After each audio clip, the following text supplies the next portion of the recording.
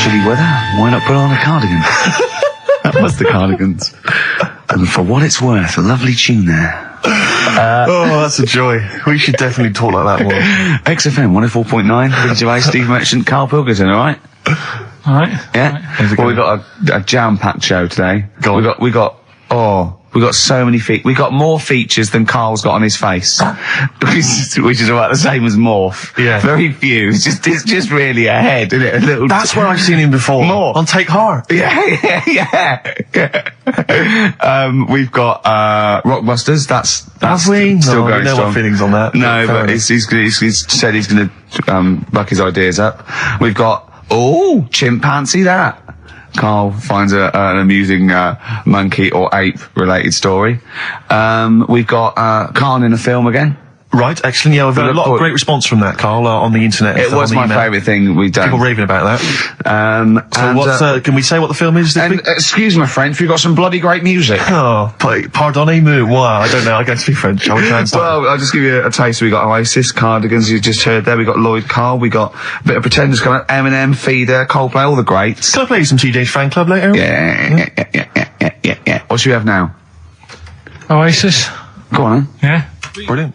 Oasis and Songbird. It's a nice little ditty It's alright, yeah. of a Saturday. Yes, thank you. XFM 104.9, Ricky Gervais, Steve Merchant, Karl Pilkington. I think we should go straight into it, Carl. I think we should do the competition. There's Carl in the corner. It seems a little premature, doesn't it? Do you reckon? Yeah, I Do you think reckon so. we save it? It's so good. We should tease it out of them. Well, it's a big thing. It's just that I've got absolutely nothing to say.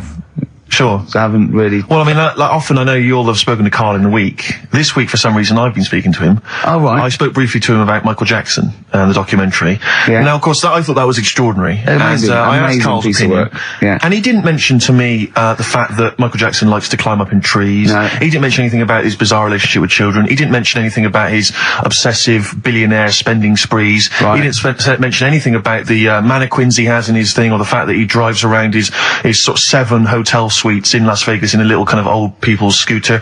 The only thing of note for Carl was he said to me, "Did you notice how big his hands are?" I'll tell you what, though, I did. What? How you look at the man's got like a face that he's had reconstructed. Well, I can't say that. It's libelous. Yeah, but, he hasn't. He's got an awful He's had two face. jobs. Yeah, And you're looking at his hands. But I think it's because you look at him and he looks a bit like there's a bit of androgyny there, but it's sort of like it is quite a petite sort of old lady's face in a way, but then you see these labourers' hands come out. That's always the way with a tranny, isn't it? You know what I mean? Well, you can't accuse him of being a tranny. No, he's not. No, he's not. What are you saying? No, I know he's not. Enough issues now. You're accusing him of being a tranny. I like him. I thought he came out that brilliant. I thought it was really. I really felt sorry for him. No, I think he cleared up a few things as far as I'm concerned. I thought it was a fascinating piece of work, but I did like the shopping spree. That was great. Extraordinary, because he's just got going around just taste. pointing. I know it was bad taste, wasn't it?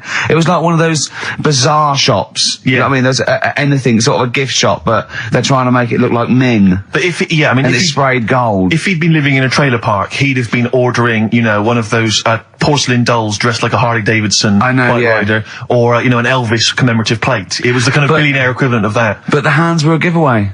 It's the same as those sort of transvestites. It's like you get what was it about his hands? When you get like a cab driver or something, right? And he decides to turn transvestite about 60, and he goes on Kilroy. So, I mean, that way, he got a twin set of pearls, and he goes, "I've never felt so comfortable." But his hands are still big. He's got a little wig, and he's got the lipstick on, and he's with his teenage kids who are going, "Kill me." Do you think he's been having surgery on his hands to make them larger? Bigger, yeah. Is that why he was wearing that glove through most of the Exactly, but I think he wants to be a goalkeeper. Right. And they said, well, you can't, Michael, you've got big hands. It would help him climb the trees. Yeah. And he can play tennis now without a racket. Yeah. So what did you make of it, Carl? Were you intrigued? The Michael Jackson thing. It's, it was alright. But, that got a load of attention in the press. But the Trisha programme got nothing. Okay. Which, I know, Steve called me up in the week, right? 10 o'clock in the morning, I was at work. And he goes, You think so at 10 o'clock? Preparing this show. Most people go to work about 8, 9. You're watching Trisha and that? I said, no, what is it? He goes, oh, you'll be loving it, right? Freaks. Was it, Help Me, My Mum's a Freak? Siamese twins.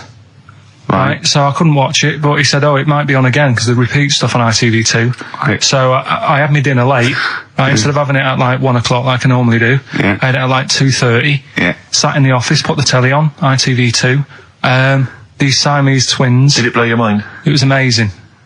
You know, we talk about a lot of things on the show quite a lot. The airy kids crop up a lot. I was waiting. It's been 10 minutes and you haven't mentioned the hairy kid. Right, and last week we were talking about Siamese twins, weren't we? So it was weird that this programme was on, but it was amazing.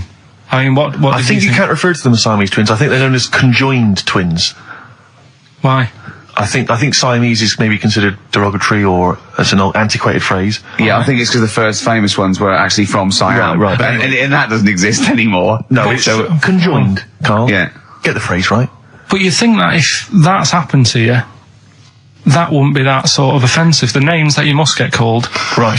You think that's least of your Siamese worries? twins, I'd say, well, that's, yeah. Now, were you stunned by where they were connected? Just live with it, we'd say. Right. Because they were connected, of course, at the forehead. Oh, Sort of, which was quite extraordinary. God. What if one had bad breath? That wasn't a question that Trisha asked. Annoyingly, because I know that much of the audience was thinking that. There's a few things that didn't crop up. What questions would you have asked of them? Because what things did you feel weren't mentioned?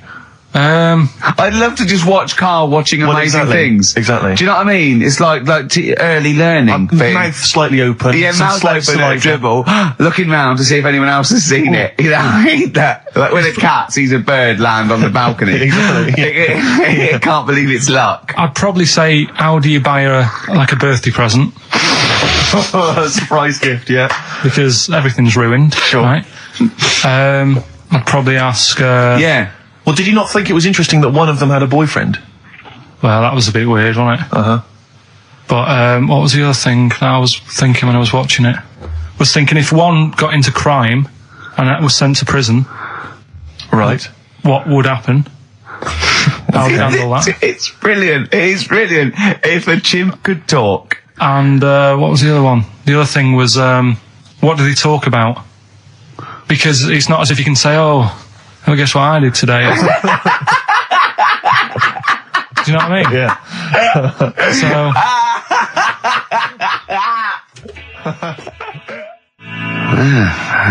Brass in pocket, and if they're pretending to be good, they're doing a bloody good job of it. I love them. That's Ricky Gervais on XFM 104.9 with me, Steve Merchant and Karl Pilkington. Karl is still buzzing about these conjoined twins. It's just... One of them, of course, had to be... Because one of them was sort of shorter than the other and had to be sort of wheeled around on a kind of trolley thing by the other. This isn't Molly and Dolly, is it? No, they're not called... One's called Reba. Oh. I forget what the other one's called. Sheena, maybe, or something like that. Do you remember, Carl? No, I wasn't that impressed with the names. It's just... Yeah. So you immediately put them out of your mind. Those are rubbish names. I'm just... Forget, Carl, forget. They're gone. Were they British or American? Yeah, American. Oh, because I've seen two American ones on Jerry Bizarrely, Springer. one of them was apparently a country music star. This is Molly and Dolly. Well, they're not called The Molly one that and joined Dolly. at the Oi. The one that joined But they're not. I think you've made up the Molly and Dolly. No, it was on Jerry Springer. There's a little one that sits on a seat, and the other one carries it round, her around. They're not called Molly and Dolly. There was something like that. They're called. Well, we know that one of them's called Reba, and I forget. The And other one was a country and western singer or something. Yeah, and but she was saying, "Yeah, I've just made a movie. It's coming out shortly in theatres." Is your And the sister other one in it? Yeah, and the other one said, "Oh, I'm not involved." It's utterly bizarre because they live there. They work so hard to live their lives separately. Yeah, they say it's You all. know, Yeah, exactly. of course. So, Yeah. You know, they try not to. So she's talking about her music career, and the other one's sort of not taking any kind of credit for, it, which is nice. I It's suppose. weird though, because when she was singing as well, the other one just stands there. She doesn't join in. She doesn't sort of dance. Offer backing vocals. Do you know what I mean? Make a group out of it. Yeah. A duo. Yeah, well, but it seems like we're sort of being horrible, but we're No, not. we're not. I mean, it's a Well, really no, bad we're thing, laughing at Carl's amazement at this phenomenon. Sorry, I just got to say we're not. You know, taking the Mickey. The really weird thing about all this, right? And it's annoying because you were saying about, what should have Trisha have asked and all that. Yeah. But one of them mentioned that one of them was adopted and the other one wasn't. Don't talk rubbish. No, seriously. I didn't understand it, right? Of course you didn't. And then Trisha sort of said, well, let's have a chat. And they were like, no, I don't want to go into that. What do you mean one was adopted? That's what he said. One of them. Don't quiz me on it, but that's what was said. Hello there. Hello there. I'm a multi-millionaire. And I've just seen your orphanage. I'd love to adopt one of your children. You'd like to adopt one? I'd love to adopt a children because I've got loads from around the world, so I'd love to adopt one. I'd give you $10,000 towards your orphanage. We're speeding through then. Yeah. Okay. We've actually got 2 left. I only need one. I'm only interested in one. Yeah, I don't need any more. Don't need any more. They're sisters. I know it would be tragedy to break them up, but I really only need one. Now break it up. There's the rub. You see. Sure. You just need the one. It's $10,000 now. You can have that. I'll sign it now. But I don't want to discuss it further. I'll bring you around. Brilliant. Okay. Ding dong. Hi. Yeah. Brilliant. You brought my kid round. Yeah. There she is. There. That's a joy. Yeah. Okay. Just standing next to a bush. Yeah. Do you want to? Can you bring her out? No. There's nothing behind the bush. So you just want. I just want to be able to walk 360 degrees round her. Do you want her or not? Yes. I can't believe it. What's that little trolley? She's talented. Oh dear. You're talking nonsense, Carl. Well, whatever. Feeder. That's it. Just the way I'm feeling. XFM 104.9. Ricky Gervais, Steve Merchant, Karl Pilkington. It's time for the newest quiz in town. This is where Karl inserts himself into a seminal film. Last week, it was the little kid in Sixth Sense. You remember? To great acclaim. The critics loved it. They said a triumph. This week, he's fiddled with The Graduate. This is the scene where, of course, he goes upstairs to the hotel room, and it's on the cards. She's a dead cert, Mrs. Robinson. Well, Here we go then. So, are you ready for it? I've brought some condoms from home that Suzanne got for Christmas. Benjamin, What? will you bring me a hanger? A what? A hanger.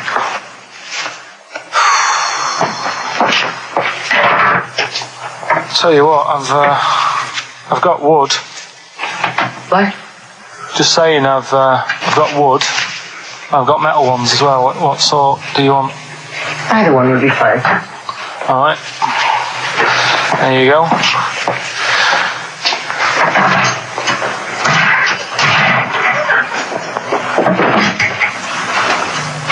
Are you afraid of me? No. No, I've seen weirder things than you. Have I ever told you about the 2 lads I went to school with who had big heads? Webbed fingers as well. But not related, and weren't mates, but both had the same thing, which is a bit weird. Yeah, I've never found out what was wrong with them. Can I ask you a personal question? As long as it's not about my head being round, because Ricky's always going on about that. He's saying I've got a round head. Well, you can admit that, can't you? No, it's I'd say it's a normal sort of shape. It's just round. It is, isn't it? Yeah, but what do you mean? So is yours. Heads should be It's round. nothing to be ashamed I'm of. not ashamed. It's just a normal shape. Mm-hmm. And you can talk. Look at your saggy arse. Anyway, get your knickers off. Hello, darkness, my old friend. I've come to Oh, that was a joy. Oh dear. It was an absolute treat. Now, I should say that obviously the prize is a copy of The Graduate. Now, bear in mind that XFM is giving away these prizes. Yeah. Carl is so cheap that he wouldn't even buy it on DVD. He's bought it for $6.99 on VHS. It'll be panned and scanned. It won't be widescreen. There's none of the extra features that you get on the DVD. Look at Carl's face. He's gutted. Carl, did you pocket the rest of the cash? No, I have to use my own money to buy these, right? What, you're using your own money to give this stuff away? Yeah. So I had to go and buy that, XFM is so cheap, I I know. understand. right? I know. And it's not worth having it on DVD, is it? 'Cause Why it's not? It's an old film, so. So the quality is do you know what I mean? They can't really tidy it up. 'Cause Of course they can. They do it from a print. They don't do it from the video. They don't get the video and go, let's make it into a DVD. An old Betamax copy that someone had knocking about. Well, anyway, you it's can... the same film, though, isn't it? Fine, okay, well, yeah, you're right, it is yeah. the same But anyway, film, yeah. you can win $6.99's worth of The Graduate. The question, and it's email only, Steve, it's not Steve, it's Ricky ricky.gervais@xfm.co.uk. The question is, name the actor that Karl was taking the place of in the film, and of course the actress that he's performing opposite. ricky.gervais@xfm.co.uk. Lovely. Do you want to play something from there? I would love to. It would seem appropriate. Yeah. Dear Mr. Simon and Mr. Garfunkel, please, let's not have the sound of silence. Let's have some more beautiful music. Get that together, please, quickly. That's XFM. I think you should do every single link on it. It's the best bit of the show. That's on XFM 104.9. Are we going to have time to play the clip again before, before 2 o'clock, let's say? Are people not listening to the question? Is that what you're... Some people are not listening to the question. Oh, dear. Okay, we'll play it again at about 2 then. And personally, any excuse to hear it again, because I thought it was I think Karl should go out and get the DVD. I think it's embarrassing to give away the yeah, you have to get it. You have to go out and buy the DVD later. Karl, on the DVD, it's got a booklet, it's got an audio commentary, it's got behind-the-scenes features, and it's got this pristine widescreen version of the film. You've got some cheap $6.99 version. Yeah, and on so VHS. because you were being mean, because it was your own money, you're gonna have to waste that now because no one wants it. So it's gonna cost you twice as much as it would have done if you just got the DVD the first time round. A valuable lesson learned. Yeah. I've rewound it. There's a penalty if you've not. No, you haven't rewound it. Go and get the DVD later. Were they going to win a DVD? No, I looked at the DVD and it was 18 quid. I'm Go and get 18 it quid for and claim it back. No, you've got to wait. What a cheap station this is. It's outrageous. I mean, Well, do you want to go on with the other prizes with what we're giving away later? What is this for Rockbusters? Well, we don't give away prizes, we throw away prizes. Yeah, it's cleaning out some drawers at XFM. Go on. I'm just having a quick look through before I... Because we've sort of revamped Rockbusters a bit. There's that extra bit in it now, isn't there? That audio bit. You're selling it, your big sell. Oh, we're not going straight into that yet, then. There's a DVD. No. There's a DVD there. What's that? I'll go through them later, Rick. I just need to absorb it. Don't get excited, man. So, who did Karl play in the clip? What actor's place did he take, and what actress played opposite him? That's Ricky.Gervais. XFM.co.uk. Sure. Brilliant. Yeah. Is that it then? What have we got coming up? We've got some... Play a bit of Coldplay. Let's have A bit it. of Coldplay, be right? Coldplay. Yellow on XFM 104.9. Get it on DVD. It's an embarrassment. £7 worth of old video, pan and scanned. Oh boy, now that's what they're getting. Right. He's put a downer on it. All the work, that went into that, and then just gonna fob them off with a bit of old celluloid like that. Well, listen, still to come, right? We've got the monkeys thing. Oh, chimpanzee that. And when I was out last Sunday, right, at Johnny's birthday party, Yeah. Steve was there. Yeah. Got talking about stuff. And a debate that we didn't really finish cropped up. It blew your mind, didn't it? Amazing. Oh, I know about this. Steve told me. This is the infinite amount of monkeys. Or a monkey with a typewriter and an infinite amount of time would eventually come up with the works of Shakespeare. Yeah. There was no debate. It's a philosophical, mathematical problem. There's no debate. It's true. It wouldn't happen. No, listen, Karl, listen. Infinity sorts it all out for you, right? An infinite amount of monkeys at a typewriter, right? They do everything. They type everything. Infinity just sorts it all out for you. There's no getting to it and they're going, oh, well, let's have a look what they've done. This one's come close. Did Romeo and Juliet. It would do it all. It would type everything ever possible, conceivable. Yeah, but it's a mathematical Well, infinity. we've heard your side of the argument, Rick. And I'll be honest with you, it's a persuasive one. But let's hear Karl, because he heard about this in a pub last week. Yeah, so what's he's your got some problem? strong What's your ideas problem with himself. it? What's your problem with it? well, first of all, right, you're saying it's a load of monkeys. It's not just one monkey. That Depends. can live forever. No, wait. It's either a chimpanzee with a typewriter with an infinite amount of time. He would eventually, by definition, mathematically, type everything ever possible. Okay, or it's an infinite amount of chimps with typewriters, and one of them will type it first time. But already, that's not right. You either need to have What do one you mean? monkey. What? You mean Let's hear his employment point. laws? He What do you mean can't- it's not right? Let's hear him out, please. If it's one monkey Yeah. with a typewriter that's got loads of ink in it and that, right? At least it knows what it's done in the past. It's not. Keep going. Crime. If you've got a load of monkeys, it's like if you have too many. What's that saying about too many chefs? Too many spoil- chimps spoil the soup. Right, well, it's the same thing. It's like, well, I didn't tell you to put salt in it. I was going to put salt in it, and it messes it up. Whereas if it's just one, they know what's gone on. So what I'm saying is... just leave him go. I can't be bothered, I want to hear, I want to hear the rest. This blows my mind. He doesn't know what this does to me. It's a mathematical problem. I want to hear the rest. Well, it's just, I just don't think it will happen. What do you mean you don't think it'll happen? Infinity works it out for you, by definition. Well, what's stopping them typing the same thing again? They would. In fact, the problem should be, if you had an infinite amount of time, that it would type, it works for Shakespeare an infinite amount of times, and everything else an infinite amount of times. But, you know, that's not as... But not Shakespeare. Oh! Shut up! You idiot!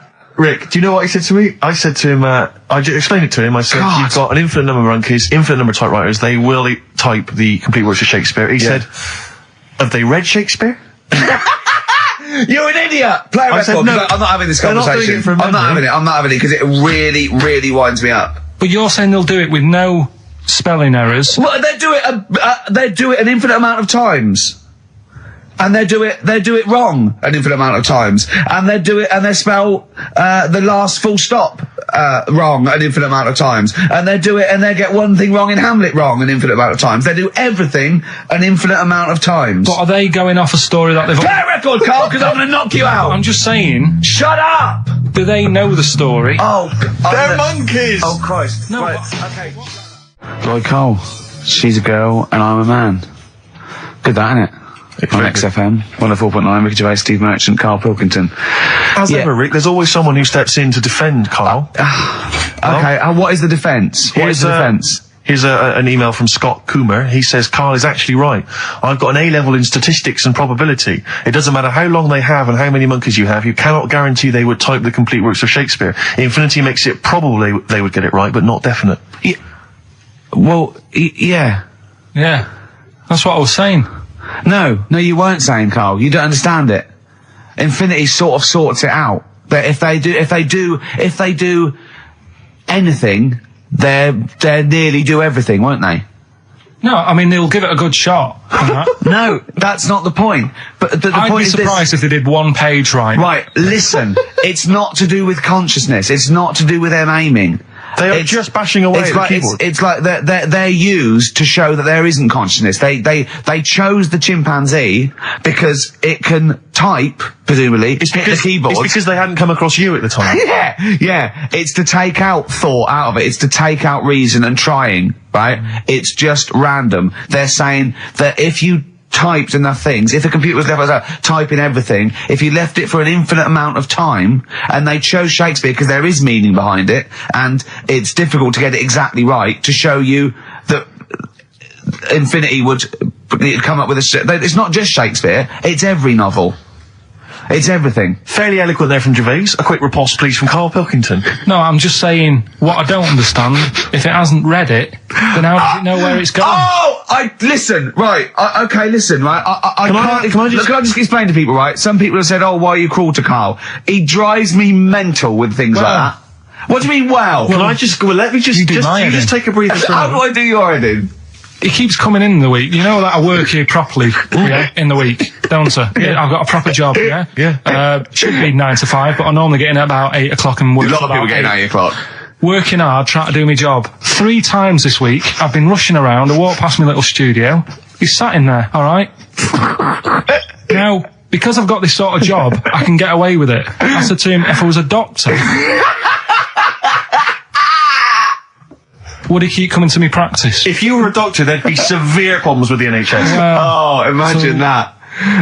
The standards would have lowered so much if you can arrive at the hospital you're a doctor. Pop in, I'll go to lunch, don't we? We have a little lunch break, don't we? I go, come on, let's go now. He goes, I'm busy. I go, come on, let's go now. He's going, you're doing me head in. Well, when I was talking about the monkey conundrum with Carl, he said to me, right, if I had a day off work, and I was, say, watching the TV, and with one hand I was typing a typewriter, would I type Shakespeare? I mean... Yeah, but you see, there's certain things. We were talking a little bit about this stuff the other week, weren't we, when we said, you were going on about Einstein, and I said he's not that good. E equals MC squared. It sounds good, but I've never used it and that. Right? I've never used it! You haven't used 2 and 2 equals 4, Carl! The fella with an apple fell on his head. it could have been anyone sat under that tree. Do you know what I mean? It's just annoying. Lucky. And It just happened to be a genius. Newton gets all the credit do you know for what I his mean? laws of the universe. Well, other people were working whilst he was having a lunch break under the tree. Okay. So in a way, it's like he didn't deserve to have that success story. Again, forget the apple and the tree and whether he was sitting down having a lunch break. It's totally irrelevant. Yeah, but what I'm saying is there's certain things that will just happen. You know, it's like, I think we were talking, when we were out eating the other week, we were talking about Noel Gallagher. Well, this is reason the monkey discussion came up, right? Noel Gallagher. I don't know what to say. I don't know what to say. Rick, I don't want to misquote Noel. I'll be like Herbert Lom in Clouseau. I'm going to get a twitch whenever he opens his mouth. I don't know where to start with some of his statements. Well, as I say, this discussion began because we were talking about a quote that Noel Gallagher supposedly gave. Now, I don't want to misquote Gallagher, but the gist of it was that he said, had I written Wonderwall or whatever, instead of the Beatles writing Strawberry Fields or whatever, I'd be the one that was considered the great songwriter and it wouldn't be the Beatles. You know, it's just the fact that they came first that meant that they get all the credit as being the greatest band. I don't know where to start with that statement either. I mean, that's Gallagher's thing, and he's, you know, well, whatever. We know what we think of that. What was your point, Carl? You agreed with him, didn't you? Yeah, I reckon, right? Do you know we've talked about putting a baby in a room before and it'll know what colour it is and stuff? If you got a room that's painted red, right? But forget that, because that's going to confuse it. Hear him out. Listen to me. Say if they did some new TV show, right? Like, what's that film with Jim Carrey in where The Truman Show. The Truman Show, right? So they make up a little room and some woman has some kids and you say, right, let's put the kids in this room, and they don't know what's going on outside. They don't know anything about like EastEnders and that. It's like their little world, right?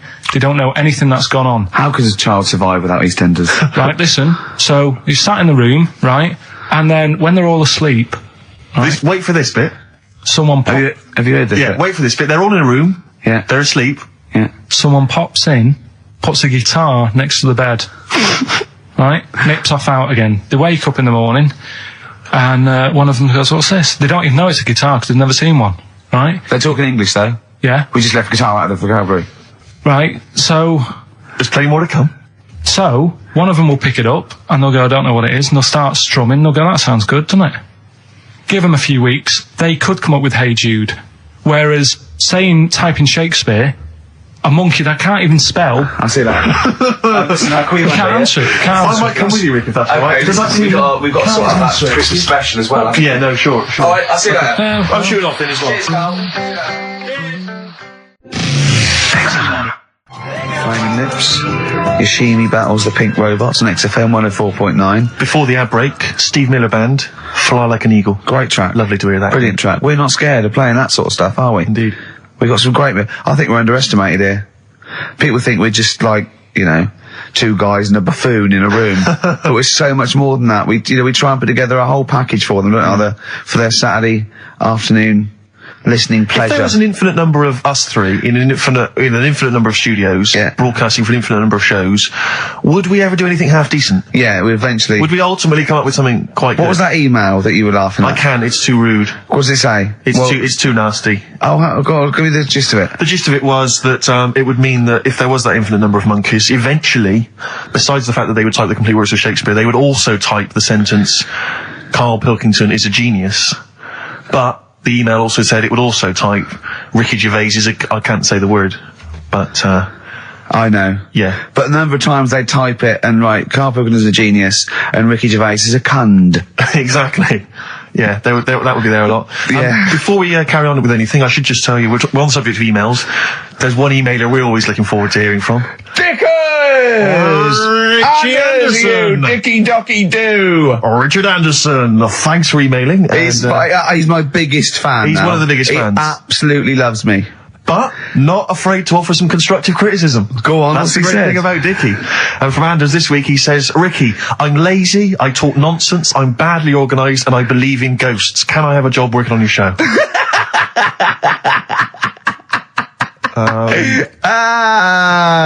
Possibly, Anders. Maybe send in a CV. Or email a CV. He's put a little bit of all of us in that, hasn't he? Oh, I'll ask him if he's a goggle-eyed freak, Steve. All right, calm down. Well, no, I didn't mean... No need to get insulted. No, I didn't necessarily mean you, did I? No need to get nasty. Well... I was thinking about that, actually, Steve. Oh, God.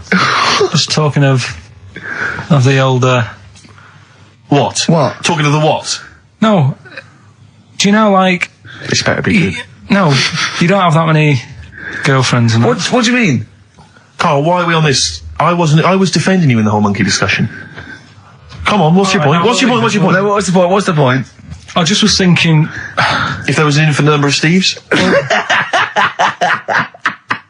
You're an odd-looking fella. Come on, Carl, get to the... No, you know I know that. I've told you that loads of times. What do you mean, you know I know that? Well, there's no point pretending anymore. Steve, I'm flabbergasted. But also, you don't like spending money, right? He's mean and weird looking. Valentine's Day. Are you sort of... you know... You've got to love him now, haven't you? What are you happier with? The fact that no girls like you enough, right? This is really mental. Or are you happy because you don't have to spend any money on a card for someone? A little from column A, a little from column B.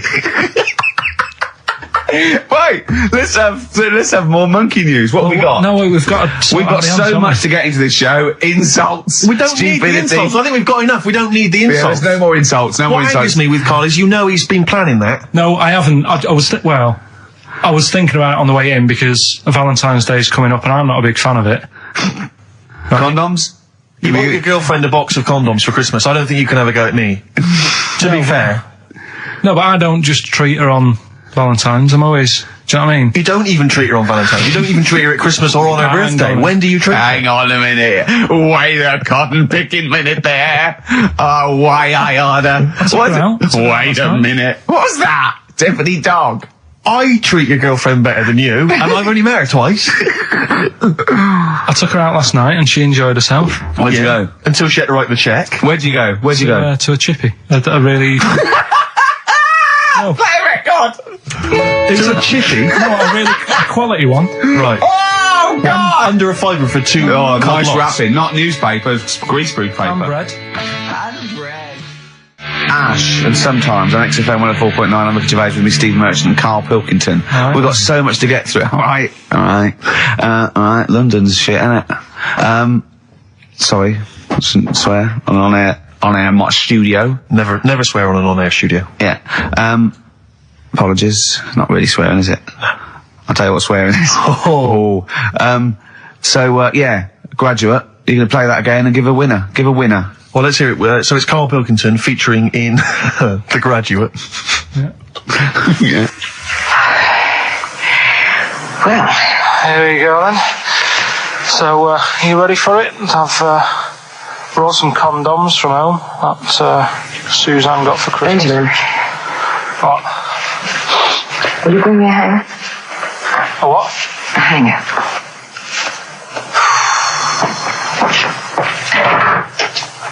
Tell you what, I've got wood. What? Just saying, I've got wood. I've got metal ones as well. What sort do you want?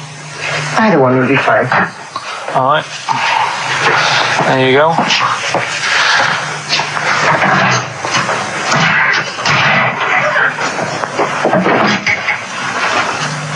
Are you afraid of me? No. No, I've seen weirder things than you. Have I ever told you about the two lads I went to school with who had big heads? Webbed fingers as well, but not related, and weren't mates, but both had the same thing, which was a bit weird. I'd never found out what was wrong with them. Can I ask you a personal question? As long as it's not about my head being round, because Ricky's always going on about that. He's saying I've got a round head. Well, you can admit that, can't you? No, I'd say it's a normal sort of shape. It's just round. It is, isn't it? Yeah, but what do you mean? So is yours. Heads should be It's round. nothing to be ashamed of. I'm not ashamed. It's just a normal shape. Mm-hmm. And you can talk. Look at your saggy arse. Anyway, get your knickers off. Hello, darkness, my old friend. Oh, dear. A classic, an Oscar-winning classic. Oh, Karl Pilkington in The Graduate. But what was the question, Steve? The question was, Which actor was Karl Pilkington taking the role of? Well, that's easy. Which Everyone knows actress that. was he performing opposite? I know that. And the answer is Ricky? Hoffman. And, Bancroft. Anne Bancroft, Dustin Hoffman, and the $6.99 VHS cassette is going to Laura Gomez because she says that she'd be happy with the VHS, not the DVD. So, best of luck to her. I hope she enjoys that. All right. Yeah? What we do next week? I've got loads of, I quite like hearing Karl in a sort of seductive environment. It gives you another insight into him. It gives you another dimension. I know. E.T. it is then. Exhibit X. and the track X. Have you seen 8 Mile, Rick? I really enjoyed it. You'll notice Exhibit makes a little cameo in that. Yeah, and that last bit, that wrap off at the end, it was lovely. It was just like, it was like Rocky or something. Shall we have a wrap off maybe next week? Yeah, The three of us. Yeah. Let's try and master the art of talking civilly to each other first before we start making it rhyme. Rockbusters, Karl? Yeah. I'm not a champion of Rockbusters, as you know, but I think it's overstayed its welcome. But I'm willing to go Well, I along think with Karl's just giving the fans what they want here. it. Okay. It's a popular thing, isn't it? Got some good prizes. The press are behind it. Let me tell you what the prizes are. It's a dance music compilation, Cream Trance Anthems 2003. I've been playing a lot of trance on the station. I put that on quite a lot and danced to it myself. There's the original motion picture soundtrack to the forthcoming film adaptation. When you've seen the film, I'm sure that will mean more to you. You like that, don't you? It's a good movie, yeah. Nicolas Cage playing himself and a twin brother. And it's wrritten by it's directed by Spike Jonze. Joined at the, what? No, they're not joined at the hip at all, or at the face. And we've also got the best one-hit wonders album in the world ever. What have we got on there? We've got things like The Crazy World of Arthur Brown, brilliant. Nana, 99 Red Balloons. The Rembrandt. In fact, it kicks off with Nana. Sure. That's followed up by I'll Be There For You, the theme from Friends by the Rembrandts. Yeah. And of course, Breakfast at Tiffany's by Deep Blue Something. Brilliant. Deep Blue Something. Is that the worst name ever? I think it possibly is. No, Sixpence None the Richer. Sixpence None the Richer. That's a pretty bad name. Okay, again, I know we've got a lot of chill out fans who listen to us. So, the best chill out album ever. Yeah. Bear in mind, of course, all these prizes collated by Karl from, I guess, people's drawers. Yeah, look in the drawer, look in the drawer. Oh, dearie me. What is it? The only thing probably worth having is a, I mean, it's topical, if nothing else, Karl. A 7-inch by the White Stripes. Merry Christmas from the White Stripes. That was their exclusive Brilliant. Christmas single. So if that's early, isn't it? You get that. It is worth A lot of people have got to wait 11 months before that's released. Or is it last Christmases? Exactly. And I have never heard of this DVD. Go on. I like to think of myself as being fairly familiar with TV and films, but I have never heard of Stephen King's Rose Red. Welcome On to DVD. a place evil calls home. And it's on DVD, it's certificate 12, so don't imagine anything too shocking. And it looks appalling. Is Rose Red Mansion truly haunted? To find out, Professor Okay, we've got the gist of it. They're It's a not living very place good of- prizes. They're cobbled together, but if you've got nothing better to do, call in if you know the answers to these clues. It's Rockbusters. Let's not Right, let them so call in, Rick. I Please don't give let you- these people call in. I'll No, give you they're some, not calling in. It's email only. Carl, don't interrupt me. just Yeah. Ricky.gervais@xfm.co.uk. Email only. I can't stress that enough. We just don't want to speak to you people. Right, go on. right. So I give some initials out and a cryptic clue, and it makes up the answer on that. Well, sometimes it does, yeah. Go on. There's two of them. There's a new aspects which I'll explain about in a minute. Oh, so the first one is cryptic clue is, well, if he would have been wearing an helmet, it would have been all right. And the initial there is B, right? So, well, if he would have been wearing an helmet, it would have been all right. B, right? Band or an artist. Second one, why are them Jamaican fellas swinging fish around their head? Okay. All right, initials Just fills me with... DS. Why are them Jamaican men swinging fish around their head? All right, and the final bit to Rockbusters. It's a new bit. Last week I played you this.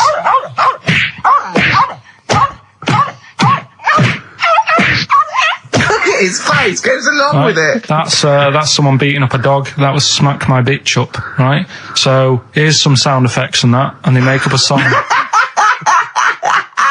I can listen to him talk Hang on, all day. let's have a listen to the effects.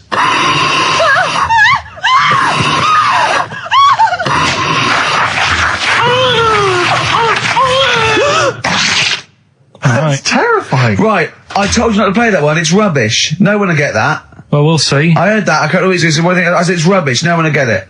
No, it's not the one you think it is. Ah, Right, so email in ricky.gervais@xfm.co.uk and you can win that stuff. I'm a little bit confused. I'm here.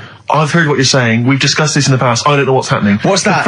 Is that a clue? That's a cryptic clue. That's screaming to a song, is it? It was screaming. Well, don't say it. It should stand up by itself. Don't give him any clue. Hang on a sec. So this is the name of a song. It's not a band or an artist. Yeah, the sound effect. So the first two bands or artists, and the last one is the name of a song. I said we should abandon this. I said we should just pack it in. What, the show? Yes. Come on, someone talk. I'm looking at his face. His headphones are too loud. Instead of turning them down, he's just grimacing, going, "These are too loud." I don't understand it. Yeah, how have you lived this long? How did you make it to 30 without getting squashed or eating something deadly poisonous? I told you I used to choke a lot. We've had an email from placebo, the bitter end. We've had an email from Andrew Forrest, who has just simply entitled it Karl Pilkington. Oh, Karl Pilkington. What do you think of that? That's got to be your new name from now on. Oh. I had a mate who used to use it. What, he used to call you that? Yeah. Was that your nickname at school, Pilkington? No, it's not my nickname. It is now. No, it's not. It is now. Pilkington. Pilkington. Oi, Pilkington. Oi, Pilkington. Pilkington, do my homework. Where do you live? Where do you come from? Pilkington? No, there's this lad who called Mark, right, who used to go to school with, who used to call me that. And his mum, right, was like obsessed with cleaning. And I was never allowed in their flat. He makes the place look untidy. So she used to, I don't know if it was just me or all his mates, but I used to turn up and she goes, "Yeah, he is in, but you know what you've got to do?" And I used to have to go round the side of his flat, and he had a computer, right, which I used to play. I didn't have one at that point, but he had one. And I used to have to go round the side of the flat and stand at his bedroom window with his window open, and I'd be sort of leaning in playing the game. You are joking. I'm not. His mum. You had the weirdest upbringing I've ever heard. The things you were willing to do. It's the strangest. What is this town like? No, I stopped going once Was I there got my always own. music? Like,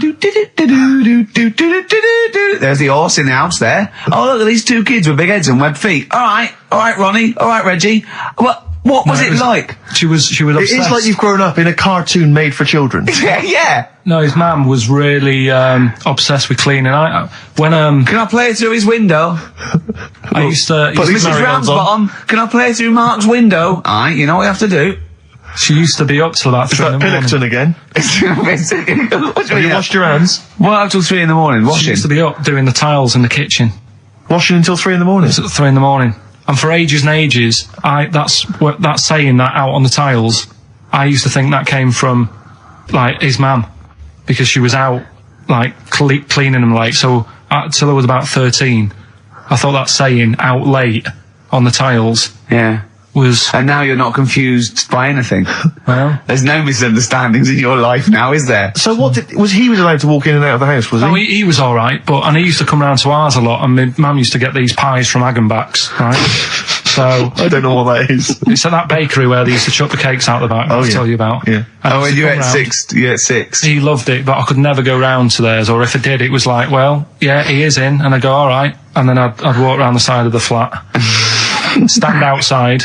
Why did you ever knock at the door? Why don't you just go around and knock on the window? Just to check he's in, because he wasn't always in his room. If You he say was it in was the a- lounge, he'd have to go to his bedroom, and then that's You where say he To was. meet you. This is the strangest. And you'd play a computer game through the window. You say it was a flat. It wasn't like a 5th story one, and you had to get in one of those kind of cleaning contraptions and, like, winch your way up. On the I first love the floor. idea of that. So- Oh, Pilkington. So, Right, we're done that's Rockbusters. he's What, got. have you got me any chimpanzee that? We've or? got monkey news still to cram in the next. Like, Let's do monkey news 25 now. minutes. I need some monkey no, news. I think we've done enough here, right? What do you mean? I think we've done enough here. We'll play a little song, eh? What? Play the verb. All right. Go on. He's getting all stressed because I screamed. Sparky's Dream, Teenage Fan Club. I'll tell you, I'm sick of the screaming, Rick. I'm sick of that. I mean, no wonder Carl hates you, and that is the word I don't use often, but he does, and I've spoken to him in the past, and he loathes you. Monkey news. Give us one of the screams so the audience at home gets a taste of it. I'm taking my headphones off. No, and I'm not stepping going to away. scream. Go on, let's see what... Right, That come wasn't on. what you were doing. Was it worse than that? Yes! Right, come on, monkey news. We're not monkey news. It's not called monkey news. Chimpanzee, we're not going to pack all the monkey stuff in. We've got a quarter of an hour.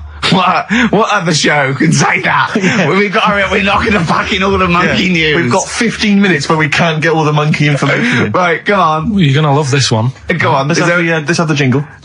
Oh, chimpanzee that! Right. I don't know how recent this was, Oh, God. 17th century? but it happened in Hackney, right? If you're outside London, that's in a place in London. And it's this monkey that's going about Hackney, nicking DVDs.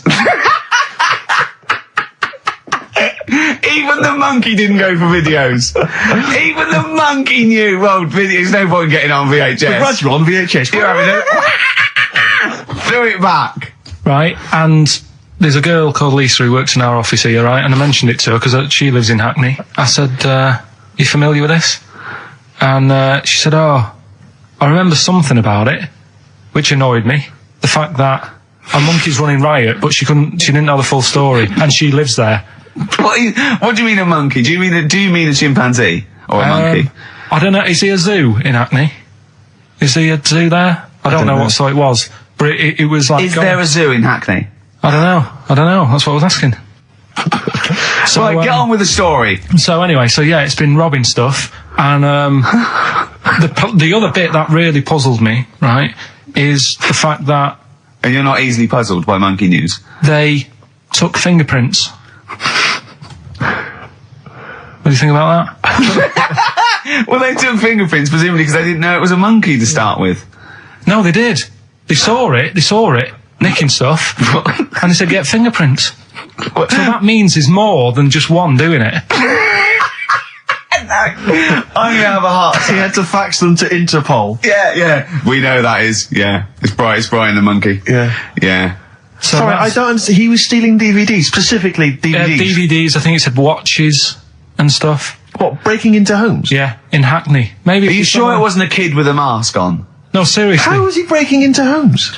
They're good, Up the drain pipe. They're good, aren't they? They're good, aren't they? But how would they do that? So is that the news? Well, how much do you want? Is that monkey news? For this week? Well, I don't know that it's true. Again, I've got the things. There was other stuff. There was another story that I found about a monkey, but I would like to know from someone in Hackney do you know what I mean? And I missed that one on Crime Watch, which would have been good. Right? But there was another story about one that kept getting on buses, not paying its fare. Not paying its fare? And just sat in a corner reading the paper. Reading the paper, Carl. You're an idiot. Well, that wasn't in London. You're an idiot. That was in America. It wouldn't read the paper. Why would it read the paper? Because its way of sort of going, oh, well, if I'm reading something, maybe the inspector... The inspector won't notice my hairy hands. Oh, Carl, you're such a fool! Well, Pilkington. Carl, we've just had a news flash that an infinite number of monkeys in Hackney and an infinite number of typewriters. Yeah. We don't know what for. At this stage, we've got no more information. And they've taken back an infinite amount of graduate on video. This is rubbish. See the grass, seen the light. I just think of people sort of other Saturday going, you coming shopping? I go, I can't, I'm listening to XFM, there might be some monkey news. And they waited 2 hours for that. What sort of a show has a feature called Monkey News? Well, I have to say, the monkey story has been corroborated. Which one?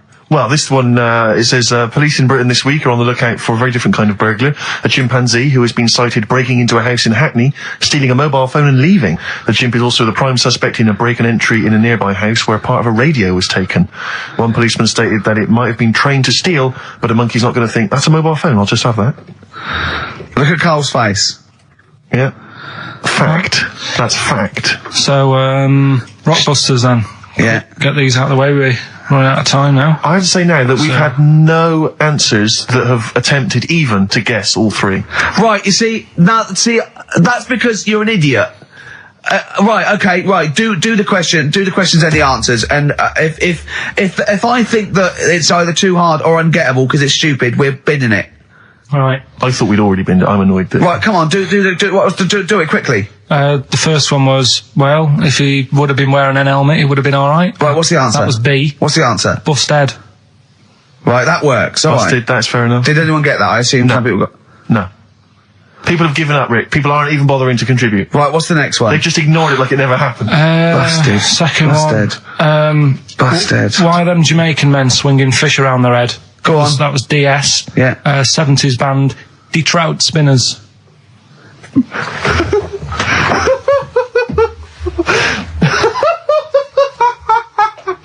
The Detroit Spinners have become the D-Trout Spinners.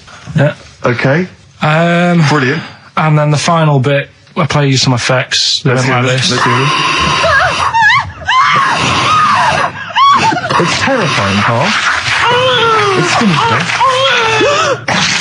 Well, what's happened there? What was happening? No. What's the answer? That was Born Slippy. The woman was having a baby. The doctor tried to grab it. It fell onto the floor. That's in your head, Carl. That's just a load of screams. That's in your head. Oh. Do you know what? I haven't even got onto Born Slippy. I'm still on the Trout Spinners. Well, let's put a song. That's it. I don't know what to say. A song for the ladies, surely. Did anyone get any of those? Let's end with Nick Drake and the Beautiful Riverman, and we'll see you next week. And hopefully, Rockbusters will be Trout Spinners. ditched. Trout Spinners. Well, don't keep saying. I would like to apologise for my son's behaviour. He is a filthy little who's been away for most of his life and treats me like a So, Doris Stokes, right, is dressed like a dominatrix, right, and she's dripping hot wax onto the naked torso of Arthur Millard. Yeah, of course he is. Right, and he in turn is being pleasured, right, by Dusty Springfield. Oh, Dusty Springfield's not dead. What? You twat. Dusty Springfield's not dead. Yes, she is. No, she isn't. She is! Of course she's not. She's dead, of course she's dead. Of course she's not dead. Who am I thinking of? I don't know. Dusty Springfield's alive and well. And playing with Arthur Millard. No, she's not dead. Oh, God. Well, excellent. Oh. It was going so well, wasn't it? Oh.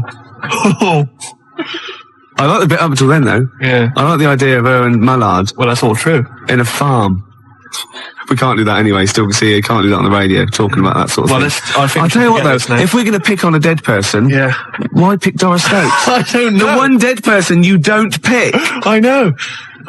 God. I'll have to convince her she's dead. But even in real life, she'd harness the powers of the dark side, so we don't really want her to get on our, She liked the dark side. Getting on our That was her backs. favourite. She's getting on our backs. Don't get me started on that. Oh, goodness me, it's just nothing but innuendo and Dusty libel. I don't believe It's it. libel. Play records, We're in mates. trouble We're now. in trouble. Oh, God. You should have picked someone like Scylla, who is dead.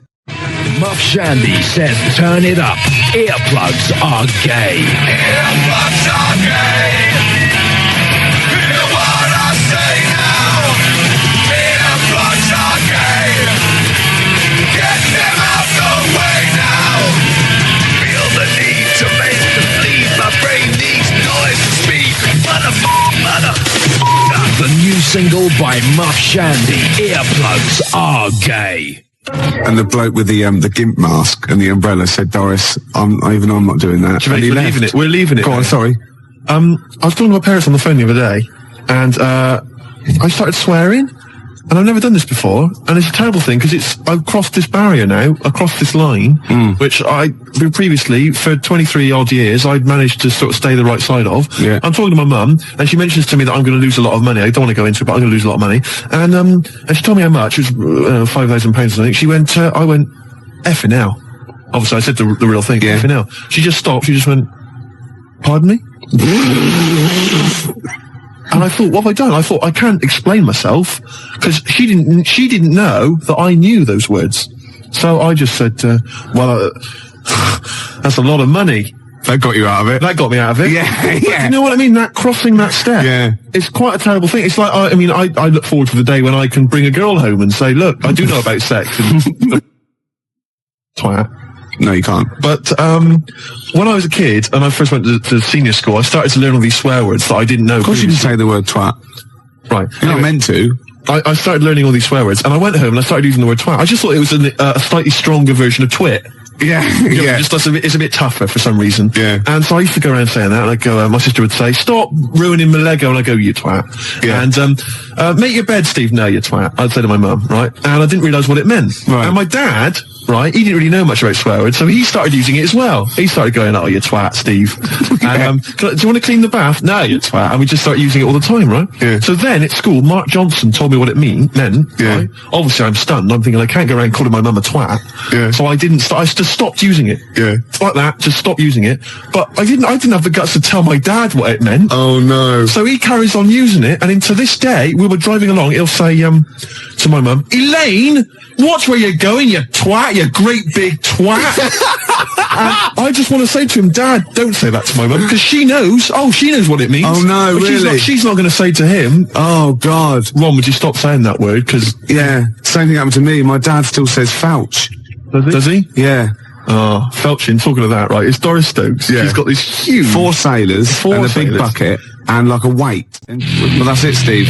Is it? It's the news now. Then we're out of here. Yeah? Yeah. Well, we've had a few laughs, a few tears. Yeah, I don't go on about it. XFM 104.9, Ricky Gervais. Gervais, I've just thought of a great game. All right.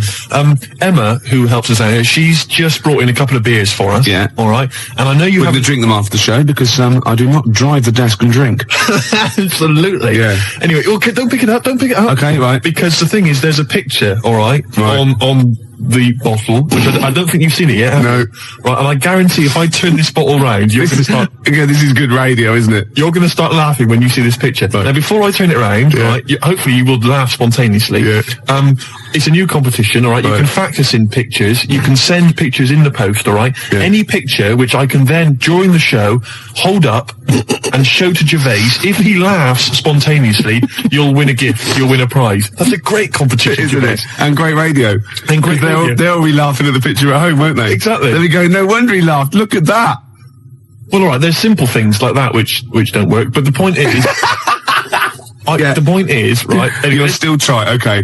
Let's test it. He's going to turn this little chubby pint of beer around, whatever it is. Just calm yourself. Okay. All right. Don't want you to... Hurry up. I want to drink it. You ready? Yeah.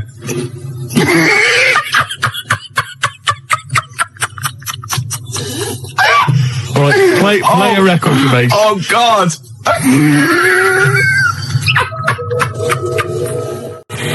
Blur and Tracy Jacks from 1965 there. Hey. Cheeky little monkeys. Well, I think we've established ourselves there now, Gervais, As radio gods. as radio gods. Yeah. We've come up with possibly the most enjoyable radio game Yeah. in the history of all things. Basically, what we want you to do is send in pictures, drawings... Is it as good as this? Gervais, put it away. We want drawings, pictures, photographs. Okay, and what I'm going to do is I'm going to show them to Gervais. Yeah. Midway through the show. You'll never know when. They might just suddenly pop up, and we'll see if Gervais laughs hysterically. And if he does, you win a prize. I guarantee it. Yeah. It could be that you'll win a couple of pulp tickets if we've got them to give away. Yeah. It might be that you win a crate of beer, anything. Yeah. Whatever we've got to hand, you'll win it if you can make Gervais laugh simply by me showing him a picture. The address is XFM, 97 Charlotte Street, London W1P 1LB, alright? And you can fax us, of course, 0171 580 1234. I must warn them that I really have been desensitised now because I sit opposite you. Well, exactly. I mean, do you know how hideous and like ridiculous they've got to be to make me laugh? The pictures have got to be pretty odd. Yeah. The address, XFM, 97 Charlotte Street, London W1P 1LB. Apart from bad lyrics as well, I like it when pop stars and marketing managers of record companies try and get clever with their titles for albums and stuff. Remember Wet Wet Wet, Popped In, Sold Out. Nice. Oh, lovely. Beautiful. And you know, Tony Banks out of Genesis, he did his solo project, and what he had, right, was the album there, and he had Banks across the top, right, and using the S to start the next word coming down was statement. Clever. Banks statement. Oh, I was watching telly. Tony Banks, is he not the sports minister? Oh, I don't know, he was in Genesis when he was younger though, wasn't he? I don't know. I think so. I don't know how it works. Well, because Phil Collins is Minister of Shite. Right. When I'm alone, right, and Jane's out, I sort of channel surf. I never watch a programme. Right. I sit down to it and I think 2 minutes. You shocked me. Yeah. And I just sort of going through and I was going back and forth between the Waltons and like the Box, Right. Music Television, You Control, Yeah. MTV, VH1. Ooh. And I got a glimpse of Toyah Wilcox, which I stopped, obviously. Yeah. And she's on one of these religious programmes. I think it was on BBC Two. I don't know what it was, but it was with that bloke. Oh, God. I can't tell this anecdote. I can't stand it if I don't know the name. He's sort of like a Jeremy Paxman type thing. You know, he went to university, he was going to be a serious journalist. He wanted to be K80, but he settled for Les Dennis. Oh, one of those sort of people that was on That's Life. No, I'm not telling it until someone phones in. Toyah Wilcox from a religious programme. What's that bloke's name? Then I'll tell it. 0171 580 2000. Gervais, have you ever watched an entire documentary all the way through? You don't know one, don't you? Beautiful. You don't look. Now, New Order's your favourite band of all time, isn't Yes, it? that's right. Paul Wright called. It was John Stapleton. Oh, was it? It was one of those, you know what I mean? It was sort of like the Paul Heine, Kieran, what is it, Prenderville, and Chris Sale, all that sort of type of thing, you know what I mean? Right, so, and this was on BBC Two. And it's always one of those, they're those people, you're sitting with people and they go, oh, I went to university with him. I know. And they suddenly realise it's not a proud thing, you know. I know. Oh, and they just go quiet. It's never impressive, is it? It's never Prince. No, exactly. Or, yeah. I don't know, somebody really great and groovy. Yeah. It's never, I don't know, say Rick Astley. And then you start realising that you're around someone's house and they go, and he comes on, you just don't say anything. Yeah. And then someone goes, didn't you go? No. No, I thought I did. It was the other one. It was Chris Sale. Did you go to anybody, at school with anybody from Michael Jackson? Did you? Yeah. Incredible. Yeah. Incredible. Yeah. Odd that. You went to school presumably in the States. Well, no. He was in Reading for a lot of his life. Right. Yeah. Was it some kind of exchange program? Yeah. We sent them, Charlie Chaplin, funnily enough. Did you? Yeah. Did you? Took a long time for them to get round it. You know what the Americans are like. You're making this up. Yeah. Anyway, Toyah's talking to John Stapleton, and I suddenly realised it's a religious programme straight away, because it was over in the church. Right? And oh, you nothing gets past you, Gervais. No way. Could be archaeology is us. And so wait a minute, whoa. Yeah, so people, Toyah's on some religious program. It's not worth it. John Stapleton. Yeah. Okay. And I'm just flicked through and I went, hold on, it's Toyah. And he goes, it was very spiritual. She went, yes. And I realised she was talking about a wedding. She was going, it was very, very spiritual indeed. And he said, but no hymns. She went, no, we had silence instead. Silence instead. So now we will do silence number 3. It's 4.5 minutes long, so keep your gob shut. Right? And I think, oh, what is she talking about? He went, She went, people are scared of, that was Chris Eubank. Right? She said, people are scared of silence. Yeah. And then she said, the thing is, during silence, there's a lot of unconscious thought. What? You thought that you don't know you're thinking? He said, it was 3.5 minutes. I didn't think a thing during that. I better plug into my unconscious to find out what exactly I was standing up for 3 minutes. Going, who's the women in the hats? What are we doing here? What a load of pretentious twaddle that is. Well, I've never liked Toyah. I've never liked her. Oh, she's alright. That's all the more reason to hate her. No, I don't hate her. All those people that I just mentioned, they don't come close to Lenny Henry. I saw another bit of him doing his stand-up in America. Oh God, it's so nauseating. He's got another series apparently.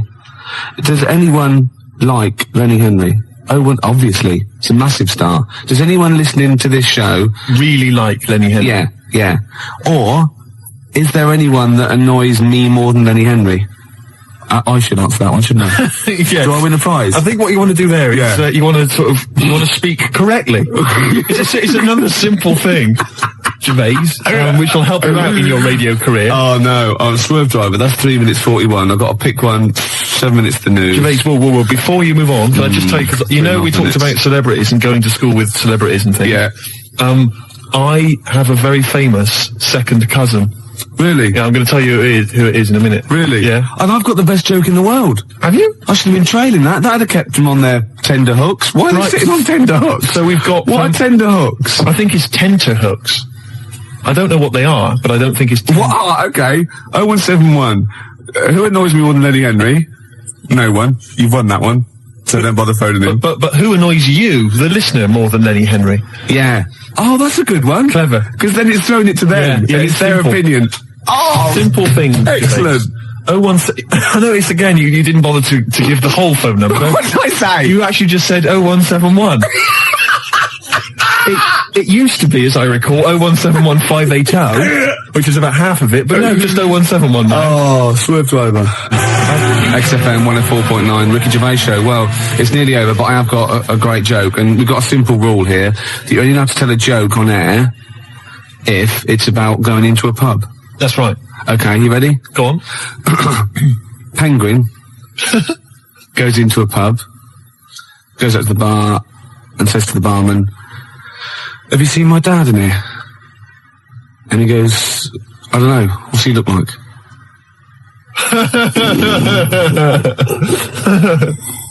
Yeah, no, it's not bad. It's alright. It's alright. I had a similar one about something going into a pub. I think it was a turd and a wig, but I can't remember what the punchline is. If anyone knows, 01715802000. Something about a turd and a wig. Gervais, I've also obviously got my celebrity relation, which I'll tell you about in a minute. That's about it then? Yeah, we've enjoyed ourselves. Oh dear. Bald character, once drummer for Genesis, is more annoying. Who's lost this for? Smoked fish. Oh, what? What's this, Emma? That is What? tenterhooks are. Oh, what are they? Oh, tenterhooks are what? It's what smoked fish are hung from. Excellent. And bald character, he's more annoying than Lenny Henry. Okay. Once drummer for Genesis, well that's Phil Collins. You can't say that. Of course you can. I can say Phil Collins is more, it's a matter of opinion, isn't it? Yeah, but he said that on the phone. He said, "Please don't say that, it's a bit mean." Phil Collins is a deeply boring man. Anybody can say that. I won't say who it is who said it then. Okay. We've got out of it, haven't we? Joe Pasquale is less funny. Ooh, yeah, okay. Who's that? I mean, the point is that you can say that Phil Collins is a bold, boring man in the same way you can say Andy Peters is a raging... Gervais, Jilly thinks I'm adorable, apparently. Gervais, I don't think we've got time to really talk about this. Okay, what have we got to do next week? Oh, we can't say who your celebrity was, but I just thought we could phone in who you think it is. I mean, I've got a few ideas who your celebrity second cousin is. Your mum. Mr. Ed? No. Godzilla? No. The point is that this is a real celebrity, so, I mean, okay. Celebrity. So, I'm not making it up. It's not going to be as exciting as, whoa, it's Elvis or whatever. It's not that goofy, but it's still... they do share some of your genetic material? No, you wouldn't know it. Really? No, Normal? You will, yeah. Symmetrical? Really? A good-looking person. Blood reaching the surface? A good-looking person. Really? Yeah. Fantastic. They probably denied your existence, or I mean, they're obviously going to deny that they're related to you then, aren't they? Well, I'd say I tried to get some of their money. No. What else do we do? I'll send me some hideous pictures. Yeah, I'll just give the address again. XFM, 97 Charlotte Street, London, W1P. I've got to go to the pub. 4 o'clock again. Yeah. One computer's not working. Is it not? No, this all sounds funny. What's that one? Is that the one I listen to? Just press a few buttons. No, put it on there. What have you got? Desktop. I don't know. What these do. Is your mic working? Sorry, I got a bit of a cold. Oh god, I had a big list of things to talk about as well. Did you? Yeah. No. Rocket from the Crypt. Oh, it's a good start. On a Rope, which is appropriate because we've got a little Gravediggers track to play later, haven't we? Oh, yeah. Called Suicide. It's one of my favourite tracks, Gervais, by the Gravediggers, but it has got a bit of bad language. Well, that's okay because you've played it to me a couple of times, and I reckon I've got it off pat. Really? I'm going to be bleeping it out live. You're going to do a live bleep out? I should say, we usually have a few beers and we get throughout the show, and I get steadily drunk, which is unprofessional. This saves a bit of time. Turned up pissed. You turned up drunk today? Yeah, so that's I'll tell you what. Well, I'll be honest with you, Gervais. Normally, if someone gets drunk, their speech begins to slur. Yeah. They talk rubbish. Yeah. No difference. No, with you. That's the beauty of it. Yeah. That's the beauty of being me. Yeah, exactly. You know what I mean? How drunk are you? I had a little bit of wine. Did you? Couple of glasses? It's a lovely... I might get a little bit melancholy. What about the little baby kangaroos have to crawl all at their mums? I help them. Got a fax here for you, Steve, actually. Oh, lovely. Good news. It's from Becky. She's listening to us in bed. She's been a bit lazy. She's been on holiday. And she wants me to dedicate a song to... dedicate it to Skanky Steve, because he is an alien. And she's done a little picture of him, Slimy Steve. Isn't that lovely? And she wants me to play Subterranean Homesick Sick Alien by Radiohead. And that's sweet. So people do think of you. Lovely. And I got one from Laura, as I used to, says to Steve, you still sound as stupid as ever. You asymmetrical, asexual, rabid, anemic, flea-ridden deformity. Oh, see, you have got people thinking of you. See? Yeah. I'd rather they didn't. Baby Bird, and if you'll be mine, then I'll be yours. And Baby Bird was actually in this week with Claire. Was lovely, he? lovely man. Oh, Baby Bird was it at XFM? He's very nice. Is he? He's got a beak and funny little claws. Oh, Rick. I know, it made me laugh. It was oh, my God, we're desperate. Used to be an We're egg. desperate men, Rick, if you've got to resort to that kind I of called him gag. Baby Bird, and he went, I've never been called that before. Which is bizarre. But there's a band called Baby Bird. He's called Stephen. Can you go to turn that down next door? All the time Someone's to a playing show. music, aren't yeah, they? it's Emma, it's not on. That's insane. I can hear a throb from the other room. Yeah. Someone's got, this is insane, Gervais. It's like trying to host a radio show. Yeah. midway And through now a he's program. laughing. Yeah. Oh, well, Anyway, it's all going to be. we're going to play a track that you've brought in. That's right. Go on, what is it? It's a fantastic tune by the Gravediggaz, part of the Wu-Tang Clan rap collective. Right, it's from their album. Not to be confused with the Wu-Tang Clam. That's a right. little shellfish. Yeah. That's into rap. Yeah, it swears a lot. Yeah, yeah, terrible, yeah. The track is... Got a muscle posse. The track is beautiful. You've probably heard it on the dance floor, maybe in some indie club. Yeah. 1-800-SUICIDES. Yeah. Now, I would stress, Rick, it has got a bit of bad language. I know. I mean, I've listened to this twice, and I reckon I've got it off pat. I reckon I'm going to pull the fader down to just the right places and go, okay? Right, you're going to sort of bleep it out. And if it goes wrong, so what? You know, that's real. People have a problem with swearing. I don't. Do you? No, not I mean, at all. I'm doing it because it's rules, and, you know, the great thing about we want to stay on air because, you know, we take our job seriously. We do. And, you know, I think we're sorry, excuse my French, bloody good DJs. Well, I think you're absolutely right, Rick. Yeah. Let me shake your hand. Yeah, all right. There we are. Yeah, A good yeah. shaking of a hand there. I love a bit of rap. That wasn't actually French. No. Was it? It's weird, that, isn't it? Pardon the French. People always say when they maybe say bollocks. Excuse my French, but le plume de ma tante. Hey, come on, language. We'll be learning a little bit of foreign language later. I've brought in Instant Yiddish by Fred Kogos. I've always wanted to learn Yiddish. Really? Yeah. Narishnek, foolishness. Some glick, some schlimmen, yeah, for better, for worse. So I'll teach you little usage phrases like that, out of the old Instant Yiddish book. But first, what was this? Gravediggaz. It's Gravediggaz. They're keeping it real, they're keeping it raw, so there is a bit of bad language. Yeah, well, mine's raw. You've been keeping it raw? Yeah, of course I have. Right, I'm gonna have a go at this then. Alright. Right. Don't get nervous. No, don't, shut up. Right, I've got to play this. Shut up then. Don't put me off. I've got to concentrate. Bleep it out live. And I will, yeah, shut up. Alright, is it going? Oi. Okay, take it calm. Take it calm. Alright. Well done, Rick. No, it's very good. No worries.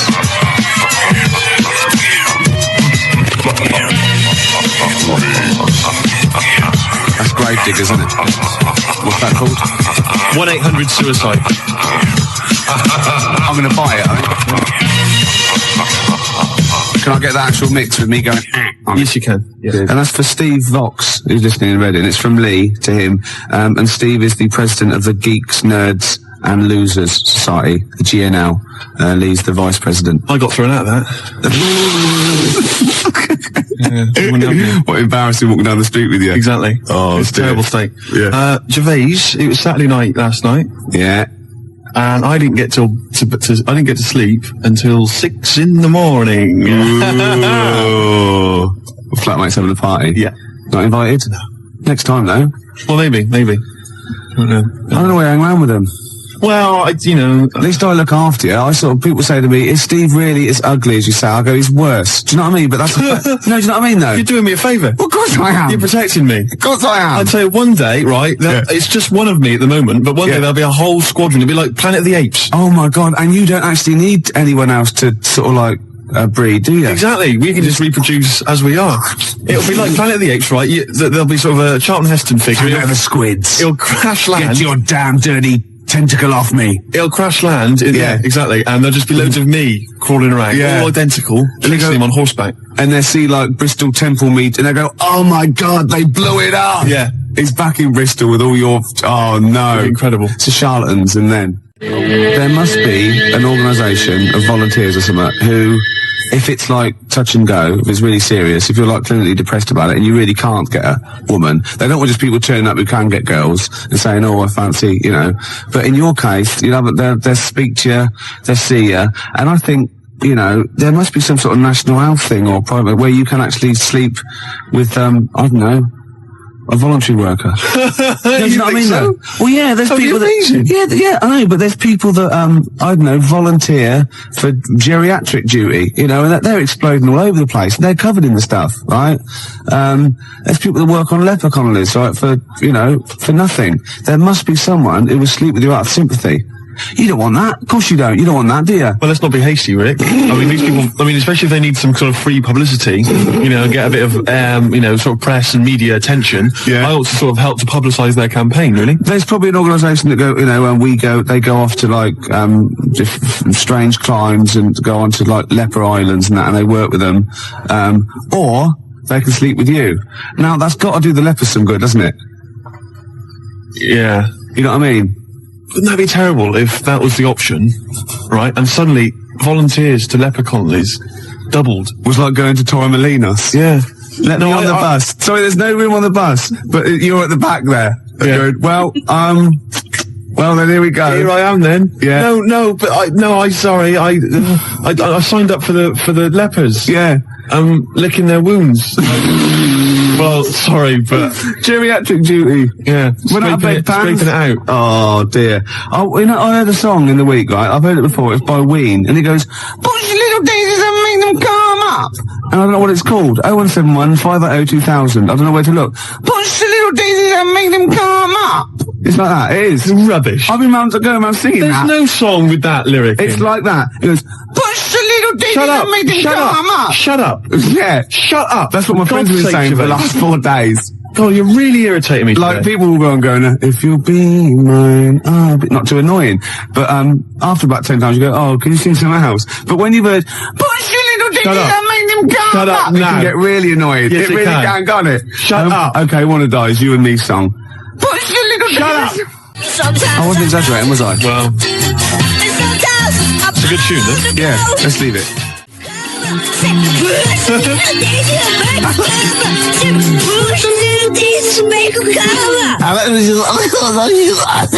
It's great. That's just gonna gag. I love that one. It's great, actually. Maybe we should play it again. Well, maybe later on. I'm not that mad about it. I like that. She's not quite as irritating as me. No, generally. Who is? We were talking earlier about how hideous how you look, and you can't get a woman because you're quite nasty as well. And Emma, our producer here, who thought, look, this is not fair, you know, because Steve is quite affectionate. When you get to sort of know, you know, like E.T., when you first watch E.T., you go, ugh, and then by the end you think, oh, do you know what I mean? It sort of like gets that deeper. And she went, I remind you, Steve, what I said when I first met you, and this is like her best, you know, stab at a compliment to make you feel better. She said, I thought you're really not that ugly. So the assumption is I am ugly. Yeah. It's just not as bad as it's made out. And that's like, you know what I mean? Yeah. And she's like, no, don't be silly. You're really good. You're really not that ugly. Yeah. It was a good effort though, wasn't it? Yeah. You know, that was nice, Emma. That was really nice. It was a good effort, but, it was shallow and futile. It doesn't mean anything. Look at his little face. Oh, Look at that fax over there. Check that fax out, right? To Ricky, Steve's skin problem closed up was actually, what they've silicon carbide particles. Someone sent in a fax, right, and they've got these sort of hideous kind of mutated cells, whatever, and they've put on the fax, to Rick, Steve's skin problem closed up. You've never said I've got a skin problem. No, I haven't. You haven't got a skin problem. They're just assuming. No. It's almost translucent, this skin. It's very pale. It's like, you know, those newborn fish when you can see all the hearts, can't you? All the hearts. Well, in many fish. They've got one each. Lots of fish, lots of hearts. Gervais, shut up. You're irritating me now, and you're abusive, and you're just winding me up. Oh. No, I'm a little bit offended by it. I know. You should be. But what about this charity thing? There must be one. 0171 580 2000. Oh, that would be fantastic. That'd be great. And it'd be like £1 fix. You'd write on the little form. Yeah. And they could get friends and relatives to sponsor you. Would that be per stroke or per shag? I think it's for the whole thing, the whole event. Yeah. It'll be a big event. You know those guys, I think it was a hoax, but they were going to televise the first moment they lost their virginity. So they were going to broadcast it down the internet. Right? And they were going to have sex on the internet live, and everyone was going to applaud and watch and pay for it. Maybe I could organise that as well, make a bit of money out of it. Yeah, but think of the technology by then, though. Incredible. They would just be able to think it, won't they, and like see you losing your virginity. And they all have big swollen heads. You might be good looking in like the year 2090. You never know, because it's all relative, isn't it? You know, in Bristol, you're a good looking fella, aren't you, in Bristol? I'm a good looking guy. Yeah. Oh, this is Bell and Sebastian, the boy with the Arab strap. This is for Jim Hobbs, who said, who said, can we hear more about Jesuk? And I better tell people now, I've had a lot of factors about Jesuk. Jesuk is spelled Jezoc. I made it up. That's how it's spelled.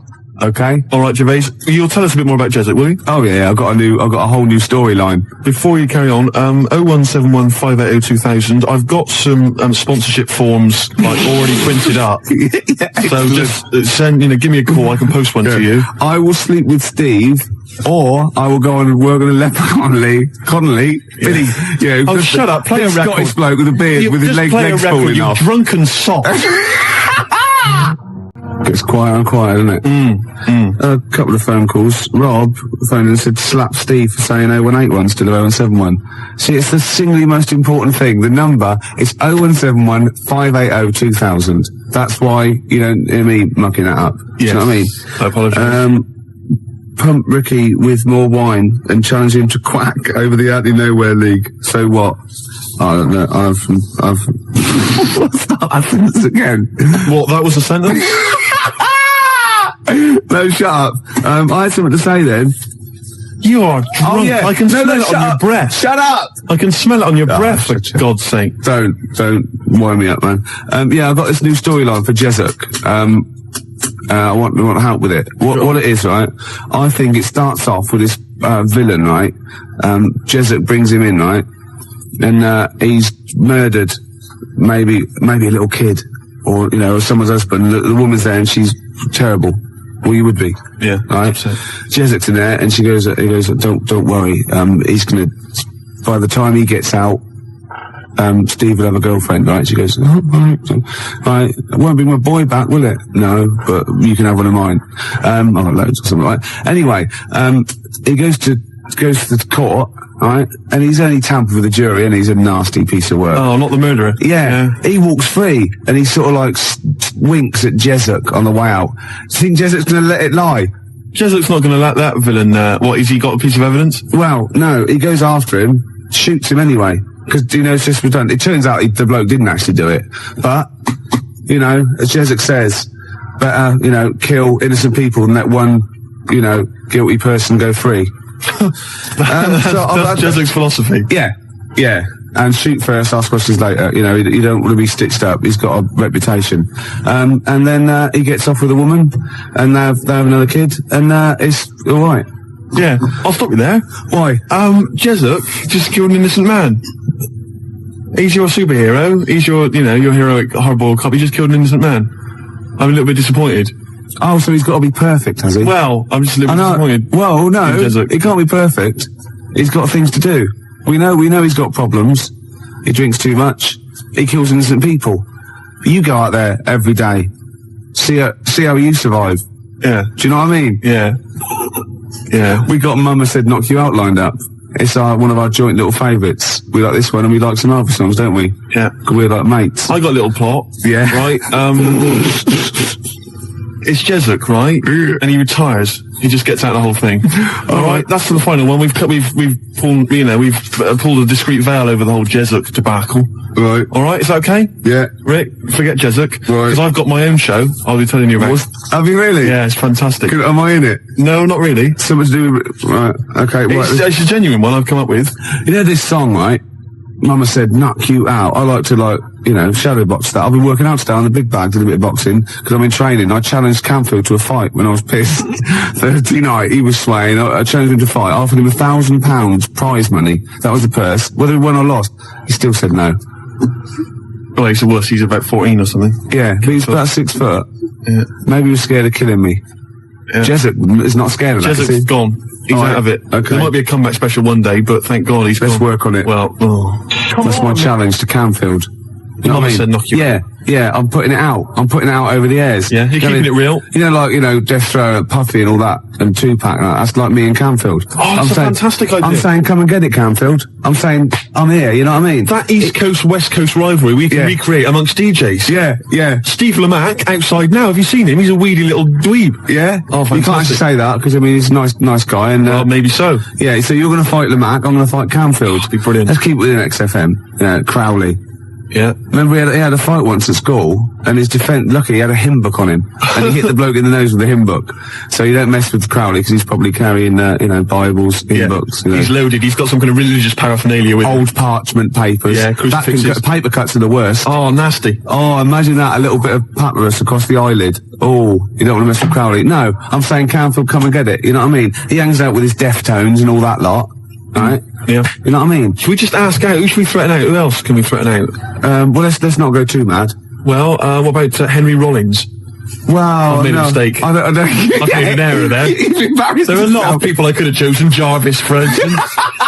I've gone A straight lot to... of people come before Henry Yeah. Rollins, I don't was a- they? I was a fool. Some British heavyweight boxers, for example. Yeah. You know, I'd rather fight than Henry Rollins. Before we carry on, because I'm going to tell you about my my TV idea in a minute, Rick, because this is an idea I've been working on, and it's serious. It's like, you know, Jesuit's got a certain strength, a certain quality, and I think you'll like this as well. But before we do that, I've been sent a picture. A picture's been faxed through. Oh, excellent. And it's a little challenge, as ever. Right. It's make Ricky laugh. If you laugh at the picture I've got here, Rick, then Martin in Crouch End, he wins. Well, I thought we could give him... I like it already, Martin in Crouch End. I thought maybe we could give him the Baby Bird album. Why? Why do you mean it's mine? You haven't got one, so you go on, yeah. Well, I'll give that to him. But anyway, here's a picture. See what you think.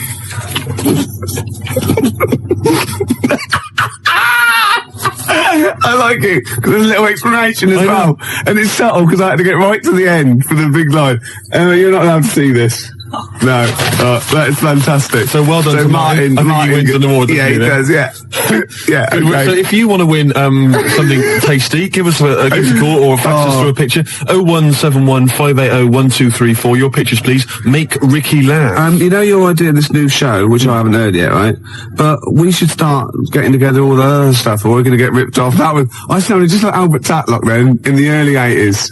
Oh, we dear. should go. I love that fact that you sort of, maybe you've got a sentence, it's got 15 words in. You reckon, well, if I get out an average of 5 coherent words to every 15 that I need to say in a sentence, that'll be enough. God, right. Jam or ISIS? Either one, both rubbish. Oh no, come on. They're both good big bands, aren't they? All right, Gervais, next, let's talk about my TV idea. Okay, let's do all around the world, because it's probably going to be big all around the world, isn't it? Before that, the Jam, all around the world. Got a fax here from my mate Nick. He's listening. Say hello to him. Say hello to Nick. Hello. Yeah. And apparently he's found a great website about Joey Deacon, so we'll check that one out a little bit. About Joey Deacon? Yeah. Oh, Joey. Yeah.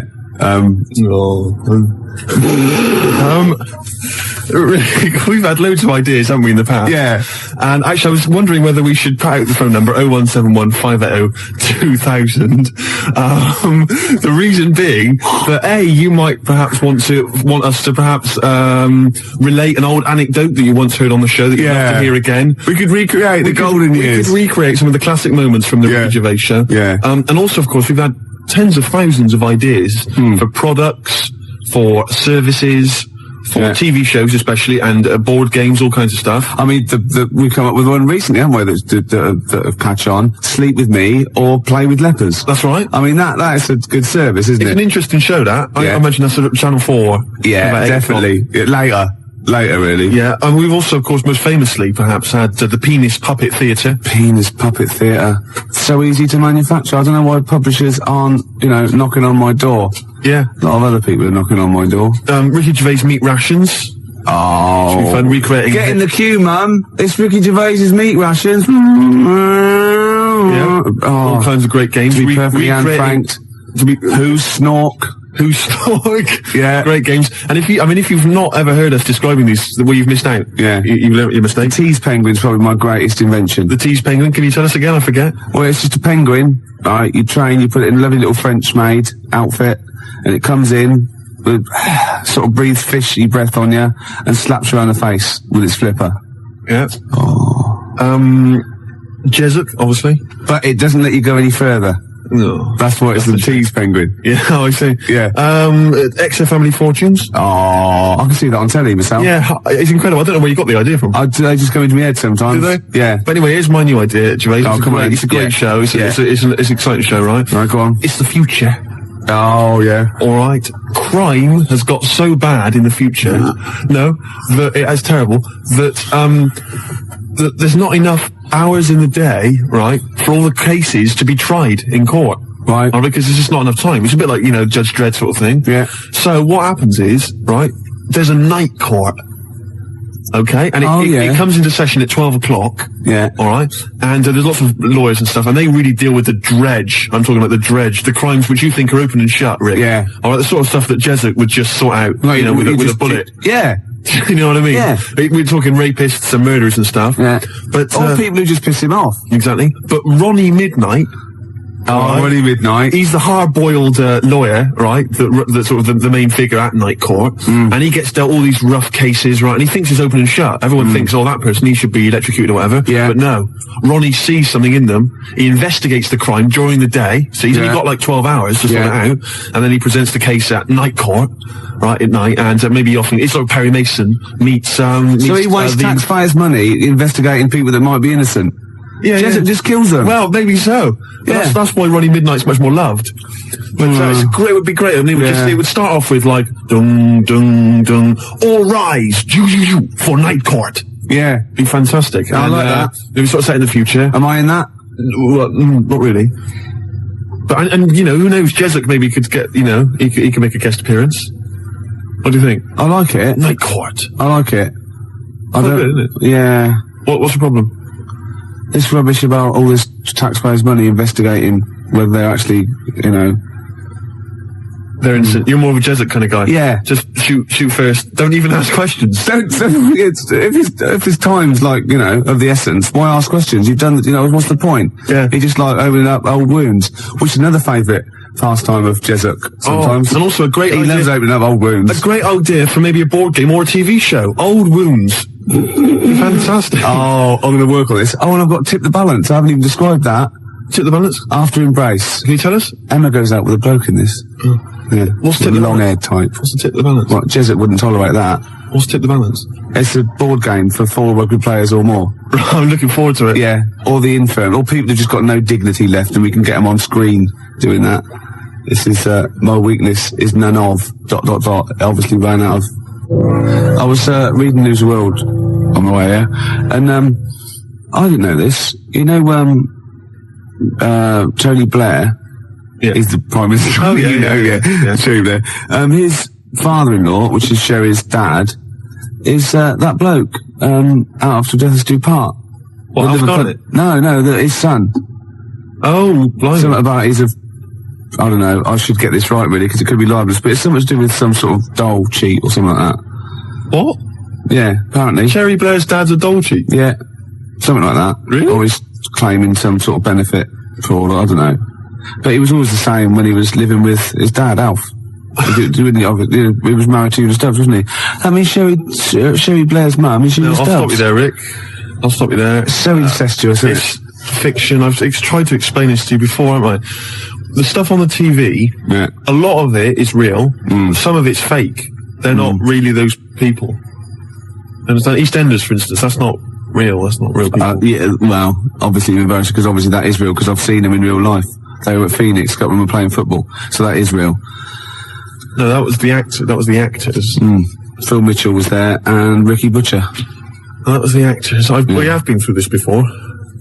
Because I went through this the same day that I explained to you that only in the cat world can you piss on an object. I got a new stereo that way. They just get out of the shop, but it was too late. I got a new stereo, and it doesn't. It sort of shorts out because I actually weed in one of the back of the speakers. Did you? Yeah, but it's mine. I've got to get that. Placebo, The Bitter End. That's the first single to be lifted from their forthcoming album, Sleeping with Ghosts, which you can hear in full on the XFM online listening posts. I'm Ricky, you cheeky little devil, Gervais. With me, Steve. All right, ladies, what can I get you to drink? What, you think I'm made of money? I meant half a mile or something, merchant. And Karl, oh, I'm stressed. If it's too hard, I don't want to do it. Pilkington. Indeed. Oh, well, it's nice to be back, Rick. Rick, I heard a rumour that you weren't going to be playing great music today. I'm assuming that's wrong. It is wrong. This is what I mean about the grapevine and just Chinese whispers. I'm not having it. There's some great music coming up. Right. I heard that there was going to be some boring chat. Sorry, it's that. Well, I want names. I mean, I don't want to name names, Rick, but that's the gossip I heard. It's totally wrong. I heard it was going to be inane, ill thought out, often stupid. No, Carl's not going to talk so much this week. We're going to try and sort of bring it back to real radio. So that's an absolute lie. Yeah, great. Good. All right, Carl, had a good week. Yeah, not bad. Have you? Going on holiday now, aren't you? Well, I will be doing later. Tell you about that later on. What, there's a hook. Can I just check, because there are rules in place, aren't there? Yeah. There was a big bust up in the week. I'm only allowed to wind him up. I'm not allowed to wind him up socially now. I'm not allowed to, what am I not allowed to do socially? I think squeezing the head. Socially, has been crossed off. Right, okay, and I agreed to that because it got to a head where, Carl was really upset and he was thinking of just giving it all in, weren't you? Yeah. Yeah. Why was that? Because you were just winding me up too much. Yeah. I mean, do you want to bring it all up again? I don't mind. What was I doing? It was just. I mean, I should say now that there was a conversation where we were all sort of really walking on eggshells. It was frosty. It was a conference call, and Carl was on one end. And I'll tell you, I was very much a media. I was very much a UN mediator. What do you think of that? It was difficult to sort of keep it serious when I'm saying stuff like, "I'm sick of you putting a Burger King bag on my head." Do you know what I mean? Yeah. There's a part of me that's like, I can't believe we're doing this. What I like about it is that I'm laughing and going, well, I won't do that anymore. And he's going, you can still do it on air. And like today, I came in, I went to squeeze Eddie, went at 1 o'clock. I love those rules. Yeah. I love those rules. Well, between the hours of 1 and 3 on a Saturday, you can squeeze his head, you can put a Burger King bag on his... I can't wait. It's terrible. Oh, dear. That all started last week as well, really, because I got in a bit earlier to do an edit for you on some track that had swearing in it, right? Yeah. So getting early, he comes in, first thing he does is go to sort of squeeze me head. And my reaction was, not now, do it later. As if it's all right to do it later. Yeah. So that's kind of what made me think this isn't normal. We should just point out, when we say squeezing your head, what exactly does that mean? I put my hand on the front. I do 2 experiments, right? Yeah. One is the side, because you can crush an egg sideways, so I think that's more dangerous. Right. And I actually put my elbows out, and I press like a vice, and I really go for it until it really hurts. And the front one it shouldn't hurt so much, if my experiment's right. I don't know. Well, it was all this that sort of, built up. Sure. And the research that you're doing there, Rick, is that going to be available online at some point? Well, that was the problem. That's what I was saying to him, because it kind of started last week. Well, it's been going on since we've known you. Yeah, yeah, but I just upped it last week. It got out of hand a bit. I upped it to when I think it got to ahead on Thursday when I filmed it. That was it, yeah. That's right, yeah. I brought in a cameraman to film me torturing him. And there was some people from the 6th floor being shown round. Yeah, some management and that, showing probably clients round. Sort of, they've probably been on all the different floors, same what all the different radio stations do. This is XFM, the sort of this sort of noise going on. Yeah. You see them all look down and saying, don't do that, right? Sure. They might want to spend a load of money. Yeah. Right? Yeah. And he's doing that, he's wrestling with me, he's filming it. So that's when I just thought, It's mad, isn't it? And then when we were having the argument on the phone, I was saying, has this been some sort of experiment? Yeah. He did. He said that, and of course I lost it. Yeah, but it's all good now. Do you want to squeeze his head before we play the next? I won't at the moment because we've got to get on. It's not right, and that annoyed me as well because I was trying to find out where he was going. I was filming him. I was going on waiting for Karl. Told Johnny he's meeting a mate at 6, which annoys me on 2 counts. And I'm just doing it to the camera, So I'm gonna follow him and just turn up and go. All right, where you been? But then when I came and he went, I'm meeting a mate, and he told me where it was. So I told him that spoils my fun. Of course. Because you'd want to just track him down. I don't want him to like it. Yeah. Which is pulled the rug under my carpet now that he's going to let me do you know what I mean? It's just, it's a little bit annoying. It's that thing though, you see. This happened years ago to me, right?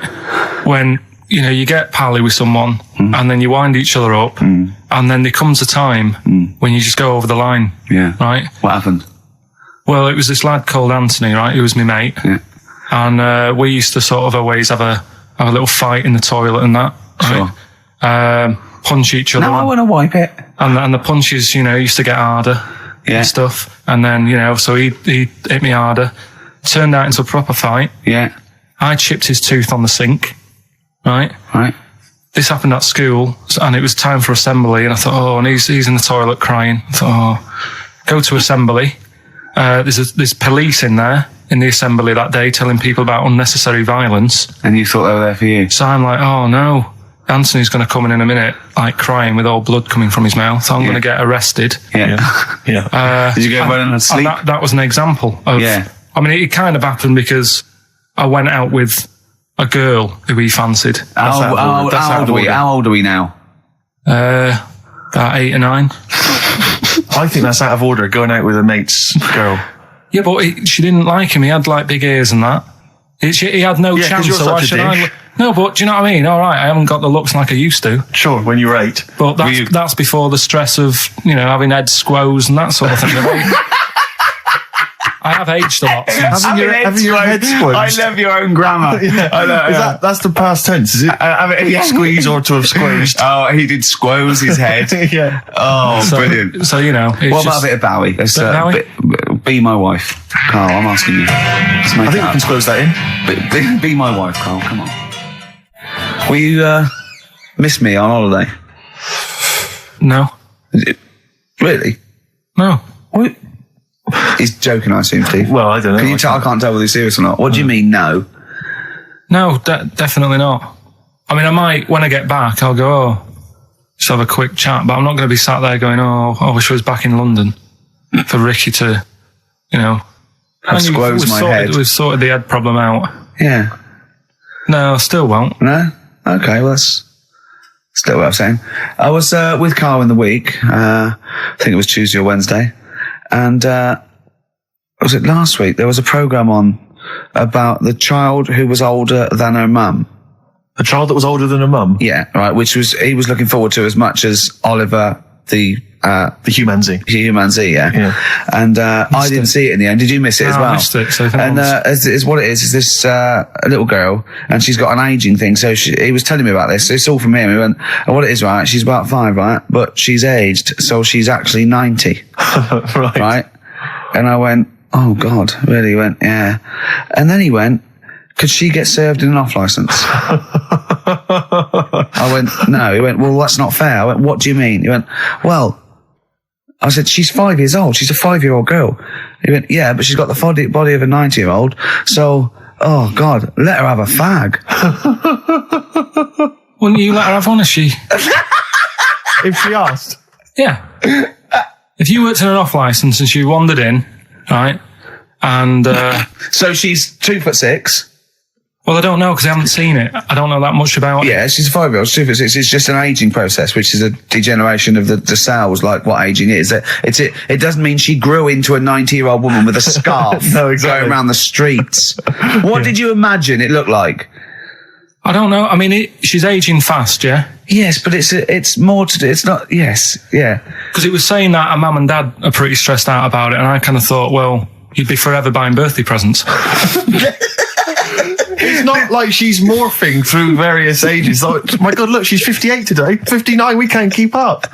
Well, how's it It's work? not that. It's not like it has the same effect as aging on the body. So, at a cellular level, there's a degeneration as quick as if she'd gone through, I don't know. I got this from you. I'm guessing, Carl. It's not like she's watching Top of the Pops one week and she's loving it, then the next week she's going, I can't understand what they're saying. Yeah. It's not like music in my bland day. dance. I remember when I was 4.5. They were real bands. Now, that S Club 7 were excellent. Yeah. But what's this tripe? S Club. But if she wants a fag... She's 5 years old, Carl. But she's got to experience everything in a short spell of time. Do you know what I mean? You've got time to sort of... I think you're thinking of her life like that Fatboy Slim video, where it starts off as something crawling out of the sea and then it evolves really quickly over 3 minutes.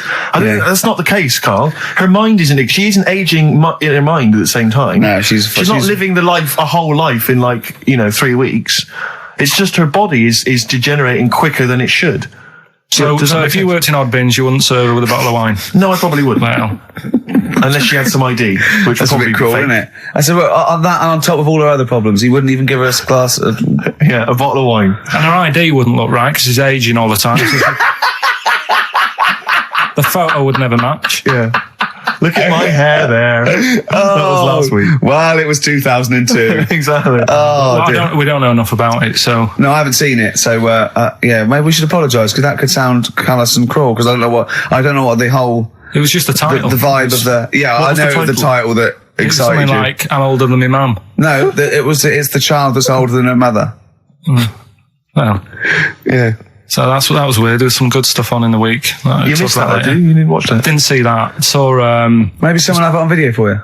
yeah, if you taped it and you send it in. Watch it on fast forward, she'd really age then. Imagine that. Whoa! Well, we got some weird stuff to talk about though. What? Coming up later. What? Darren Brown. Oh, yeah. That was interesting. I know the fact that we've just talked about him asking me nicely not to squeeze his head when people are around, and a girl who ages so quickly she should be served in odd bins, and he goes, but we've got some weird stuff coming up. That's Carl's world. Yeah. That's our song, isn't it, Carl? Leave all this misery behind, isn't it? Turing breaks. Painkiller. That's what I could do. I could sort of give you a little local anaesthetic and squeeze your head and see how far it would go before... Style, I want to get back off holiday. Oh dear. Rick, I was watching music television this morning just before I came out. I love it. I kind of agree with Wyclef Jean. Yeah. Just because she dances loco, it don't make her a hoe. No. But I can't help but feel she's not helping her case. I mean, she's there every night, basically, getting them out for the lads. I know. For money. Yeah. I mean, I don't mean that she's a hoe or a whore, as we say, but I can't help but think if you think people are slagging you off, calling you a whore, get a different job. Because I'll tell you this, you like the money. Yeah. She likes the easy money. I'll say this. If... basically exposing and sort of wobbling round you means tits and arse doesn't make you a hoe. What does? I don't know what does. Look at Carl's head, just went down there, just went down. He doesn't like this sort of filth, do you? He's thinking about Maxine. Who's Maxine? That's her name. Pot on your red shoes, Maxine. Oh, is it? Yeah. It's a moving song. What's the horse about at the end? Horse, I've never understood that. Is Wyclef doing alright? Is he? I'm always a bit concerned about the Fugees, because I heard Lauryn Hill's her new album's apparently not very good. Nas, or whatever his name is, I don't know what's happened to him. He's disappeared off the face of the earth. I've got a soft spot for him all. I think he popped up too much. I think it was a bit ubiquitous, jumping up on everyone's... he's a funny bloke as well. Wyclef. He's a lovely man. He's a good guy. Good luck to all the Fugees. Good luck to all the lads from the Fugees. Any other bands you're concerned about? Hepburn. What the hell? What has gone wrong with Hepburn? Oh, it does make me worry. Well, do you want to do give some stuff away? I suppose so, Carl. We could, yeah. Yeah, set it up, set it rolling. What is it? Which of your many competitions is this?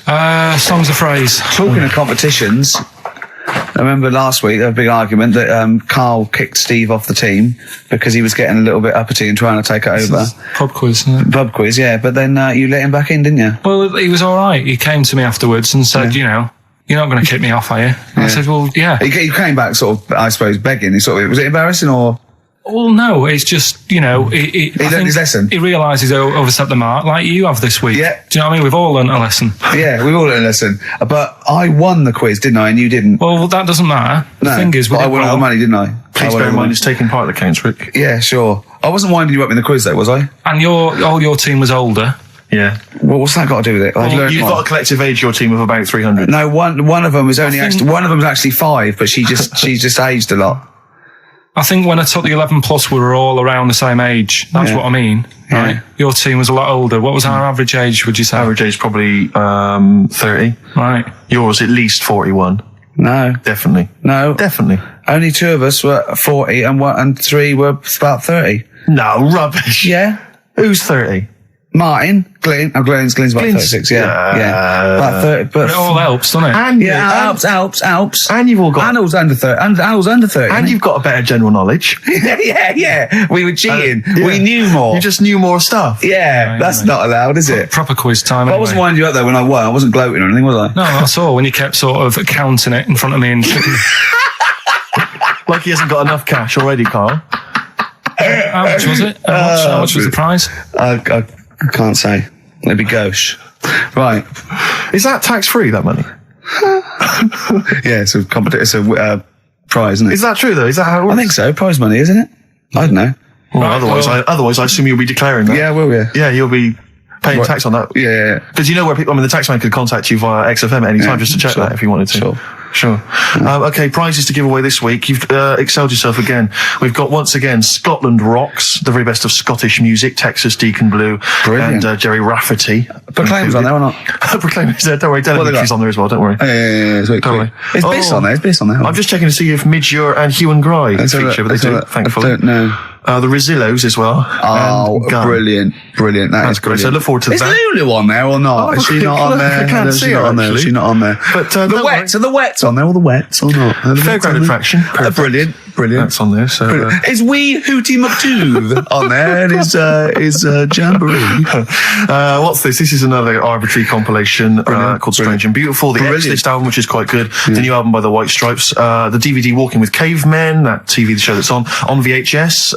It's still got the price on there on VHS in case you haven't seen it. Fight Club and the best-selling book from Michael Moore's Stupid White Men. So actually some quite good prizes there, Carl. All right, Carl. What's this competition? Right, song's a phrase. It's where I get a line that sort of is said a lot on the show or has been said quite a lot on the show. Yeah. Is this one Stop Squeezing Me Head? No. Oh, I could have done that. Yeah. But what we're doing is my favourite. The Elephant Man's my favourite film. Is that the phrase? Yeah, that's the phrase that we're looking at today. The Elephant Man's my favourite film. It is as well. It's his favourite film. I know. Why is that again? Because it's funny and sad, and it's you know exactly what you're going to get. Yeah, they promise you an Elephant Man. That's exactly what you get. Yeah, it's good. Have you seen it, Steve? I have seen it. It is good, isn't it? Yeah. Do you remember at the beginning of the Elephant Man? Think of that. Having that as your favourite film of all the hundreds of amazing films. I mean, it's a good film and it's a moving film. Yeah, but I can't imagine it's a film I would watch endlessly again and again. I don't care about a bloke with an elephant's head. I watched a little bit of it again the other night. It's one of them that just sort of reminds you. You know what annoys me when he goes, "I'm not an animal." He is. Well, I mean, he speaks like one. And what doesn't help? He's got and he looks like one. Yeah. But it was a bit unfair because they never let him look in a mirror because he's a bit odd looking. It upset him. Yeah. So his hair was always a mess. And that made him look worse than he actually was. Yeah. But good film. Get it out if you haven't seen it. That's the phrase today. Do you know, I remember my friend introduced me to that film, and if you remember at the beginning, there's a big montage because he is working in a zoo, isn't he? Or he's being kept in a zoo, and there's a sequence of various elephants, I think, actual elephants, kind of rampaging, and it's just quite a sort of moody, atmospheric montage. Is he king of the elephants? My friend said to me when we watched this, he said, what happens is he gets trampled on by some elephants, and that's what makes him look like an elephant.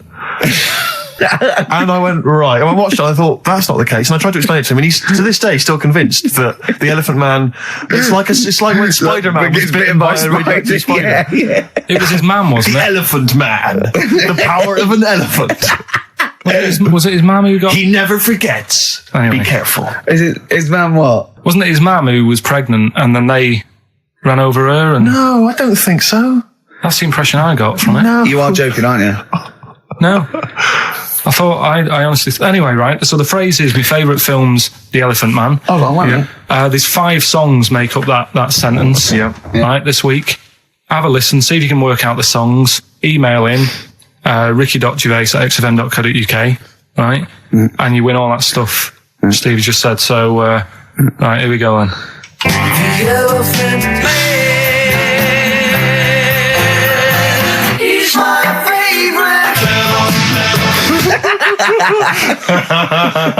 That was nicely done. Genius. Right. Let's hear it again. There we go. The Elephant Man, he's my 5 songs there. The Elephant Man not is so hard, this my movie, which is favourite good. film. Well, I thought we'd make it a bit easier. Make it a bit easier, yeah. Just one more.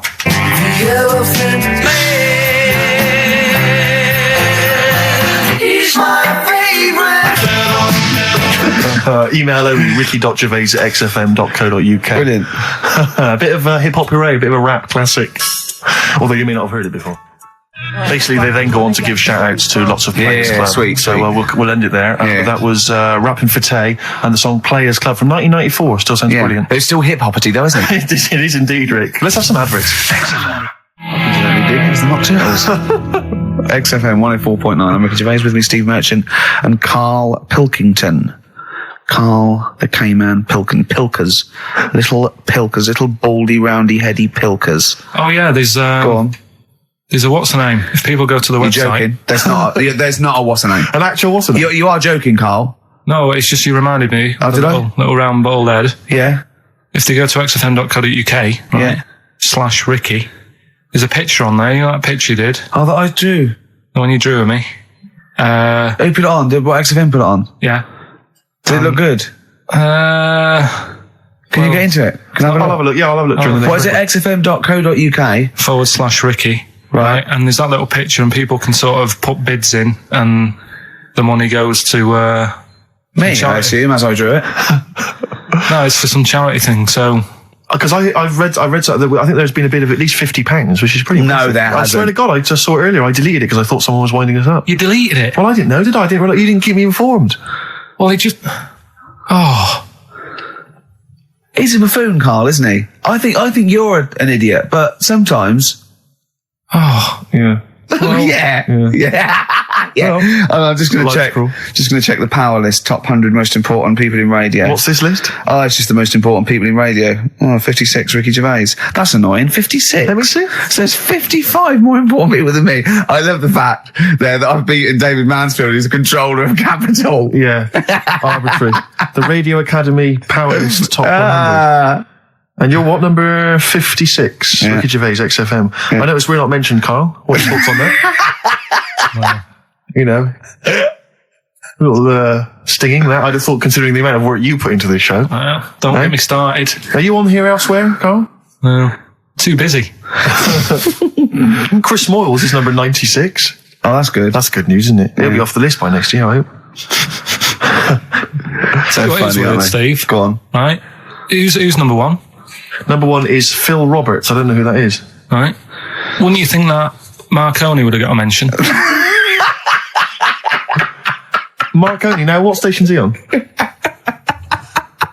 Weird, that's the point, because I got one in television and you thought John Logie Baird would have got a mention. Yeah, exactly. That's great, although it's not ever, is it? Again, I'll slip out of that by next year, I'd have thought. Yeah. Oh dear. Just checking to see, oh yeah, Dr. Fox, good, he's on there at number 39. I'm assuming his medical qualifications have also put that sneaks you up the list, yeah. Typical. Pete Waterman, yeah, number 35, that makes sense. Important guy. Can we just give them the website so they can read this at their leisure? Because this really isn't radio, is it? Right, well, xfm.co.uk. No, that website, if they want to see the most... I don't know where it is. I'm just saying xfm.co.uk/Ricky if you want to see that picture, and whoever bidded £50, if you can send the email again. Whoever bidded. Yeah. We should start picking you up on your grammar. I mean, we're hardly ones to speak, but, you know... I squoosed. I tell you what, I listened back to Karl was worried about last week's show because he said there was too much screaming and shouting and just nonsense and eating burgers. It was a bit like It's a Knockout last week, wasn't it? No, yeah. And I listened back to it and it was without doubt the most appalling piece of radio I have ever heard in my life. Really? I didn't know what I was saying. I was not finishing set. Eat it! And he's going up the joint. You're going, Karl, they're eating a hamburger. It was bizarre. Just half an hour. If anyone didn't know us, or I'd never heard of us, I was just like going, heart when I thought, XFM when I thought, listen to this. Eat the burger, eat the biscuit, coming out as many. No! It was absolute. Honestly, it was like a mental ward. To be fair, though, at the best of times, you sound like you're selling the Evening Standard.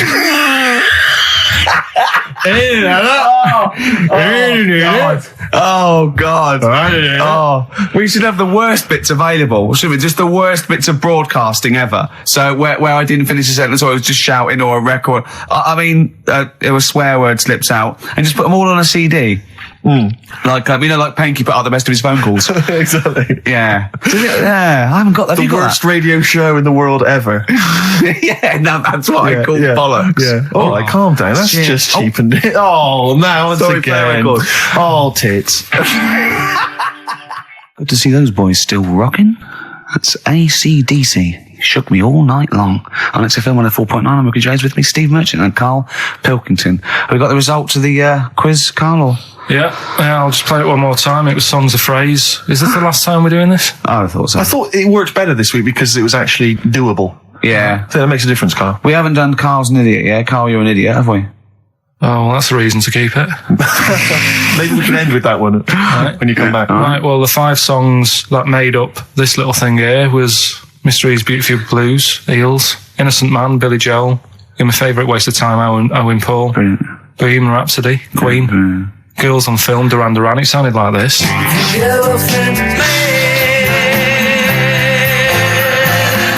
my favorite.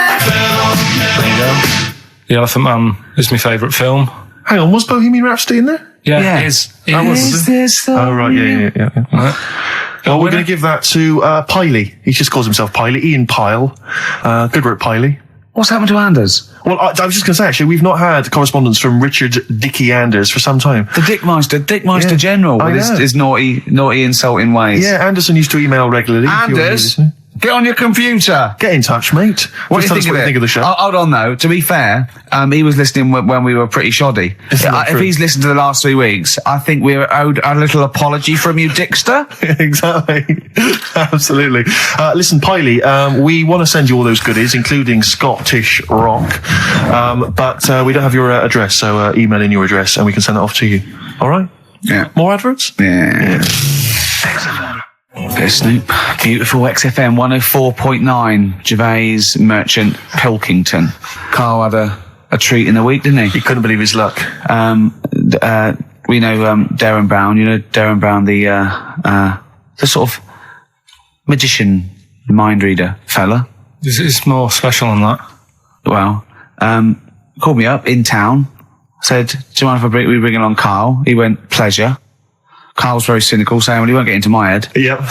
Great, wasn't it? It was brilliant. He went, "Can I ask him questions?" I went, "Well, no, he's social." He went, "I'm not coming." I went, he went, "Well, I'll ask him. I want him to know how he did that trick when he said, you've got the winning ticket." I went, he's not going to tell you. He's a magician." He went, "Well, it's not worth it then, if I can't quiz him."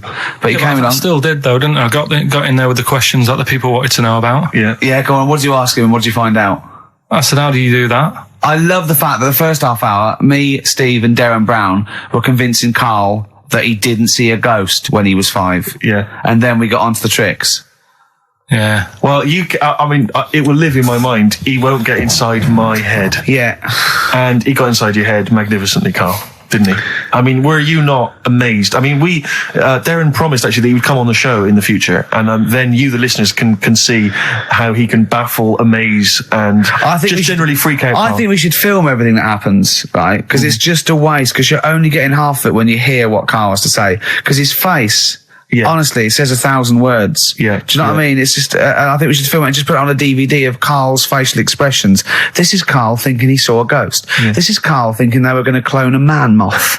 Yeah. It's just different faces. So do you want to try and explain what he did and what marvelled you so much? Right, yeah. He comes in, he sits down. I'm a bit sort of, bit spooked by him straight away. Oh, you're spooked by him straight away, were you? Yeah, there's a weird thing about him. Right? So anyway, he sat there, and I'm watching him. It's because he was naked? Checking, seeing what he's, looking at and stuff. Yeah. So anyway, he gets his paper out, and I think, right, he's gonna do a bit of trickery and that. And he says to me, "Right, write down a number and a name, right?" It was between a two-digit number, and a name of anyone you know. Yeah, right. Now the thing is, I thought of the name because I was telling Steve earlier about the about the kid at school who I fell out with, right? Yeah. Over that girl who was called Aris, Yeah. right? So that name was like in my mind, ready to go. Because I didn't want to use anybody's name who I knew, sort of now, because maybe you've mentioned it in the past. Do you know what I mean? I couldn't say Suzanne. I knew Colin Makin anyway. Yeah, well, do you know what I mean? So I picked a name, Well, I thought you might have been thinking about Auntie Nora. So I picked this name, right, that you three didn't really know about, right? Number just came to mind, right?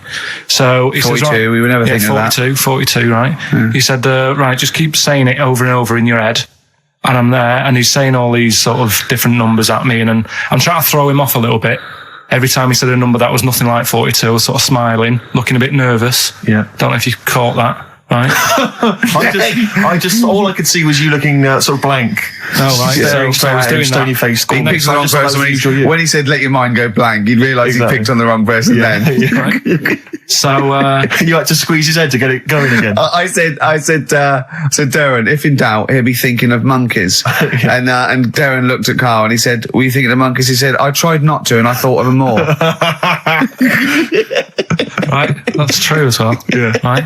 So I'm there thinking of these numbers and that, and then he said, right, let's just talk about other stuff for a bit, right? So I was like, well, I'm not going to say anything. Yeah. Right, because I don't want you to catch me out. But then when we were talking, I was trying to like knock him off track. Do you know what I mean? I wasn't. Oh, do you know what I mean? I played a bit of hardball with him. Yeah. I was like saying, because we were talking about aliens and that as well, weren't we? And I was saying, well, you know, they might come and land again in 2060. Oh, clever. You know what I mean? Dropping in different numbers and that. And so doing all that, playing him at his own game. And I think I had him for a bit. On the ropes, right? So anyway, comes down to the time when he's telling me the name and the number. Yeah. And well, he explained what he actually did. I mean, that was... He said, just think of a number at the end of it. And he said, oh, is it an I? And you went, it wasn't an I, but there is no, okay. And anyway, he got the name. Harris. Then he went, I said, do you an extrovert? And he wrote down these numbers. Well, he wrote down some numbers and he said that if you're an extrovert, these are the numbers you tend to choose. If you're an introvert, these are the numbers you tend to choose. And he wrote them down.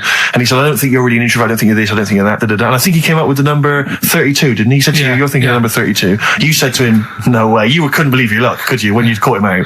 But he said it's either 42 or 32, didn't he? Yeah. Well, no, but it was beside the point, because then he said, you know, rather brilliantly, hang on a minute, if you just add up these numbers here, that adds up to 42. It was a magic add square. Up those numbers, that's 42. That's 42 across diagonally there. That box is 42. All the numbers that added up on the page, whether you go across, sideways, down, across, whatever, always added up to 42. Yeah. Right? And he'd got the name Harris. Which freaks you out. It freaked me out. I kept saying to him, how do you do it? How do you do it? And he wasn't telling me. I was talking to people at work about him, and one lad said, apparently the trick that he uses is the same thing that Hitler did. Play record. No, seriously. Apparently it's the same thing, because he was saying... What? Play record. No, just let me finish, because I've even ran it by other people to check if I'm right on this. So let's do play record and come back to Because the people in the XFM office, I mean, they're pretty wise. They're up on that stuff. No, he used it in a different way. Play record. No, hang on a minute. Let me hear it. All it is, it's power of suggestion, apparently. And when Hitler used to do his big speeches to people. Yeah. What should we play? Come on, finish your point. Well, that's about it. Who told you that? Ian Canfield. A few different people. All right. The big thinkers out there. Like one office. The brain boxes. But anyway, right? It's because Magnus Magnuson works on it so now, doesn't he? Right. Listen, or was it Paxman? Was it James Paxman? That blew me away, right? That the fact that he got the name, he got the number. Spooky bit, right? I'm walking home. I called you up a couple of times and I left a message on your phone. Because it was just amazing. Not only was he good at magic, but his maths was brilliant. No, well, that thing adding up to 42 was like, how did he do that? I mean, we didn't even make a big deal out of that. He said that to me. He said, all Carol Vorderman's got is the maths. Do you know what I mean? Imagine him on Countdown. Yeah. He'd even know what they were going to write down. Do you know what I mean? So a bit of a wasted talent. I should see him again about that. I think he's... He asked him, I said, why are you doing it on mucking around on telly? Then he went, sorry? He went, why are you mucking around on telly? Yeah. And was saying he said you could make some serious money. I think Steve went, well, he does all right. He went, nah, but he did that the ticket thing all day. Yeah.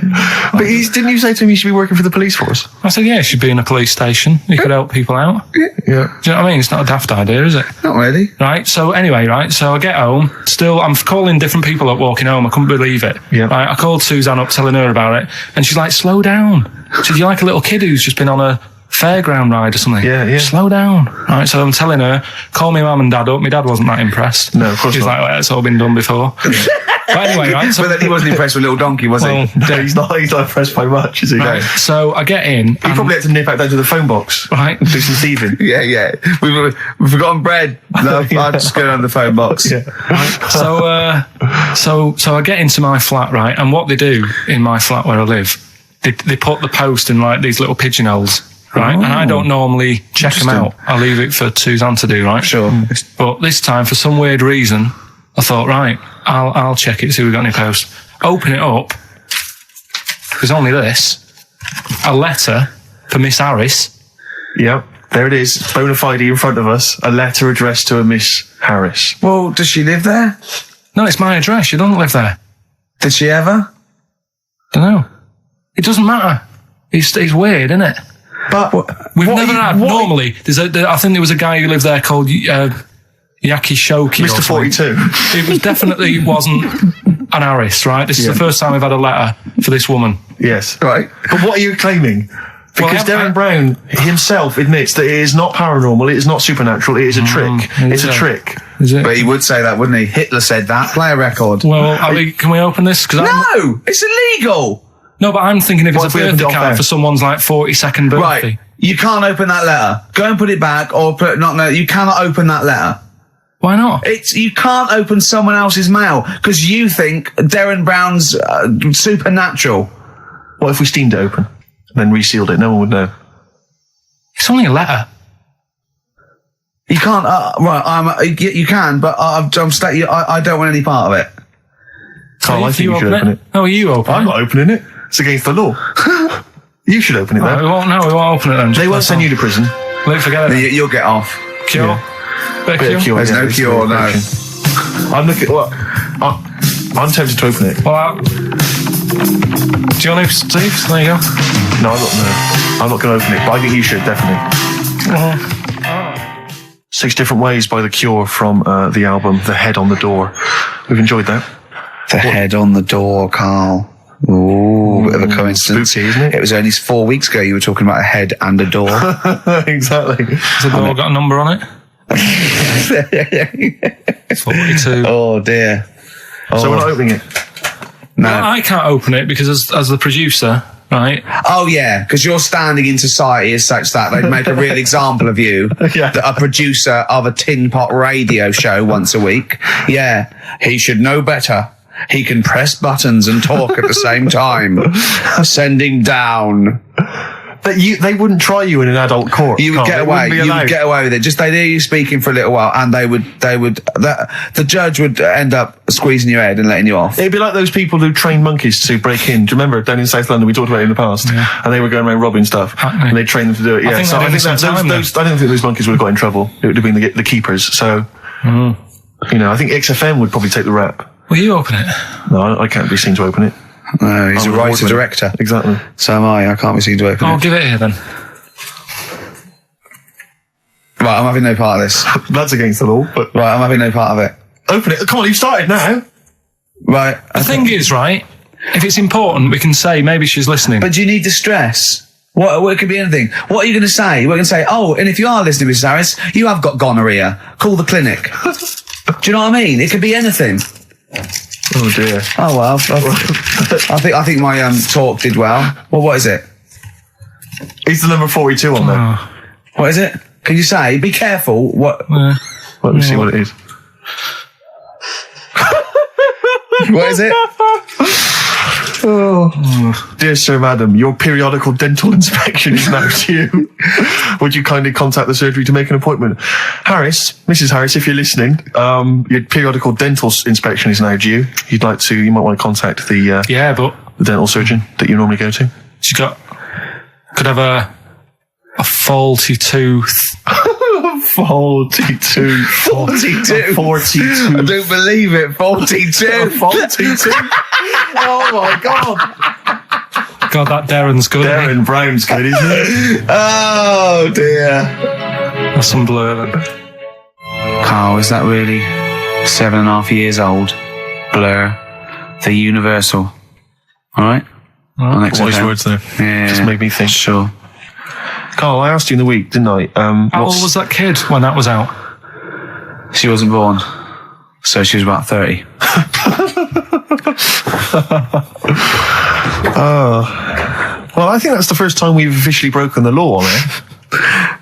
What? I don't think we've broken the law before on air. Yeah, alright, with the dentist appointment. Well, we haven't broken the law, Steve. He has. You're right. Yeah, we're fine. And he should know better. He's the top producer of a tin pot radio station.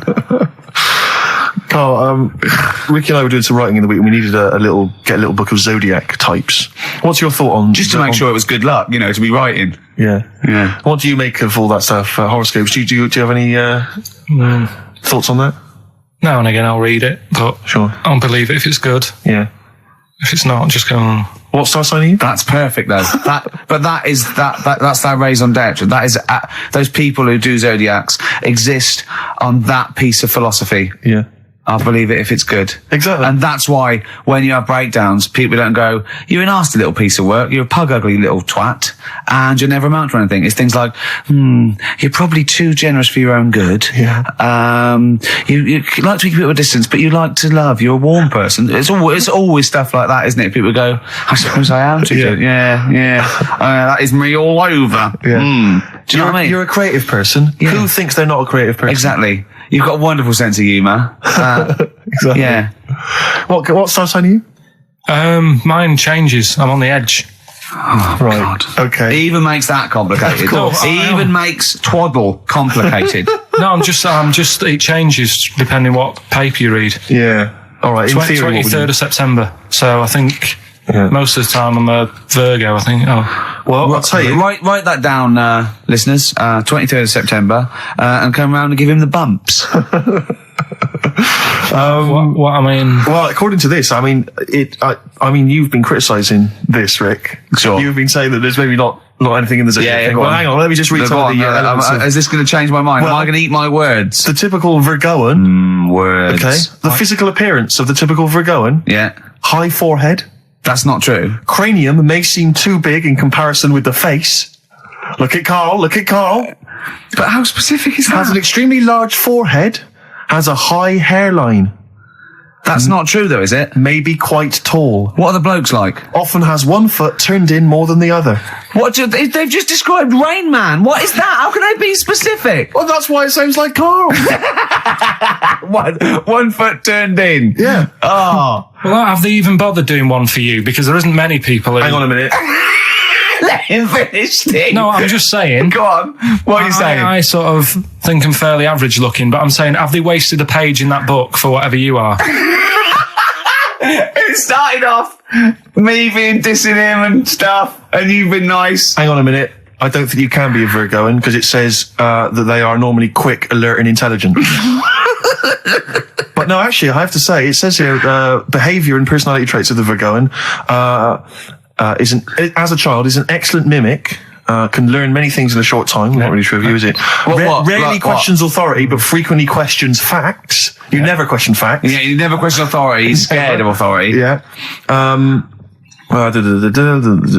You're usually very upset if teased. That's true. Yeah. Oh, yeah. Hang on a minute, though. Yeah. Can't take a bit of stick. Too much pressure. If you can't stand the heat, get out of the kitchen. Yeah. What to teach a young Virgoan? Myths, fairy stories, make-believe, daydreams, and how to use imagination should all be taught to young Virgoans, so they have plenty of magical moments to remember in their adult years when they are often alone. I'm changing my mind. I know. This is good stuff. This is really good stuff. All right, well, let's see. What are you? I don't think we should talk about that. Yeah, let's have a look. It says the Virgoan is... I love some of the specifics of this. Virgoan is an employer. He's excellent as the boss of a small company. yeah. Don't get him on a Tuesday. He's probably stamp collecting then. Yeah. He loves a bit of haddock. Okay, let me look at mine. Oh, that is good though, Carl, isn't it? That is you all over. I've changed my mind. It's brilliant. It's a real science. They've really put their work in with this one. Let me see. Sagittarius, Sarah Jones. Sagittarian is a happy, playful little clown. Little. Greets everyone. Oh dear. Yeah. Let me see. Sagittarius. He's only going to read the good bits, though, isn't he? Yeah, exactly. If that's it, what can it say? Have they done yours in sort of small print? Have you got special eyes? I don't know what that insult is, Carl. What kind of an insult is that? Well, He's happy with that. Look at his face. He's done me. Oh dear. Back together. Little baby bird. On XFM 104.9. Gervais Merchant Pilkington. Gervais, you're Cancer, is that right? Yeah. Just looking you up in the little zodiac book. Sure. Again, I've really changed my view. I used to dismiss these out of hand, here we but go. these are bang on about Go you. on. May have remarkable teeth, perhaps prominent, irregular, or in some way unusual. You have got quite strange teeth. Who doesn't know when they're English? Even if slim, may appear broad or plump. Maybe plump or tend to put on weight very easily. Yeah. Correct. Yeah. Behaviour and personality traits. Loves delicious food and drinks, but almost always dribbles even when past babyhood. How specific is that? It's true of you, though. You know what that is, You though, can don't barely keep you know what it in that is, your don't mouth. You can barely you? keep it Because in I your was mouth. born at a certain time of year. Exactly. And that's what happens. I I tend to dribble. Yeah, well, no, that is fair enough. I think it starts to fall apart, though. Why? When it says, Intelligent, handsome. No, it just says, takes work seriously and does not like frivolity. I mean, a man who spends most of his time squeezing people's heads and struggling them to the floor. Yeah, maybe it's not, dear. I did squoze his head. I squoze his You head did squeeze his head. many times. Although it does say that it says about your loves and hates, your likes and dislikes. You apparently like anyone who loves his or her mother. It's so specific. Oh dear. What Well, there you go. Bars? Let's have some adverts. Please.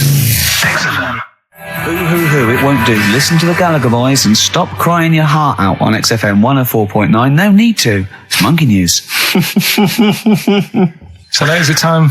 Time for Monkey News. Can we have the jingle? Oh, chimpanzee, that Monkey News. I love the jingle. Right, well, Can we play that jingle once more? Yeah. let me cue it up.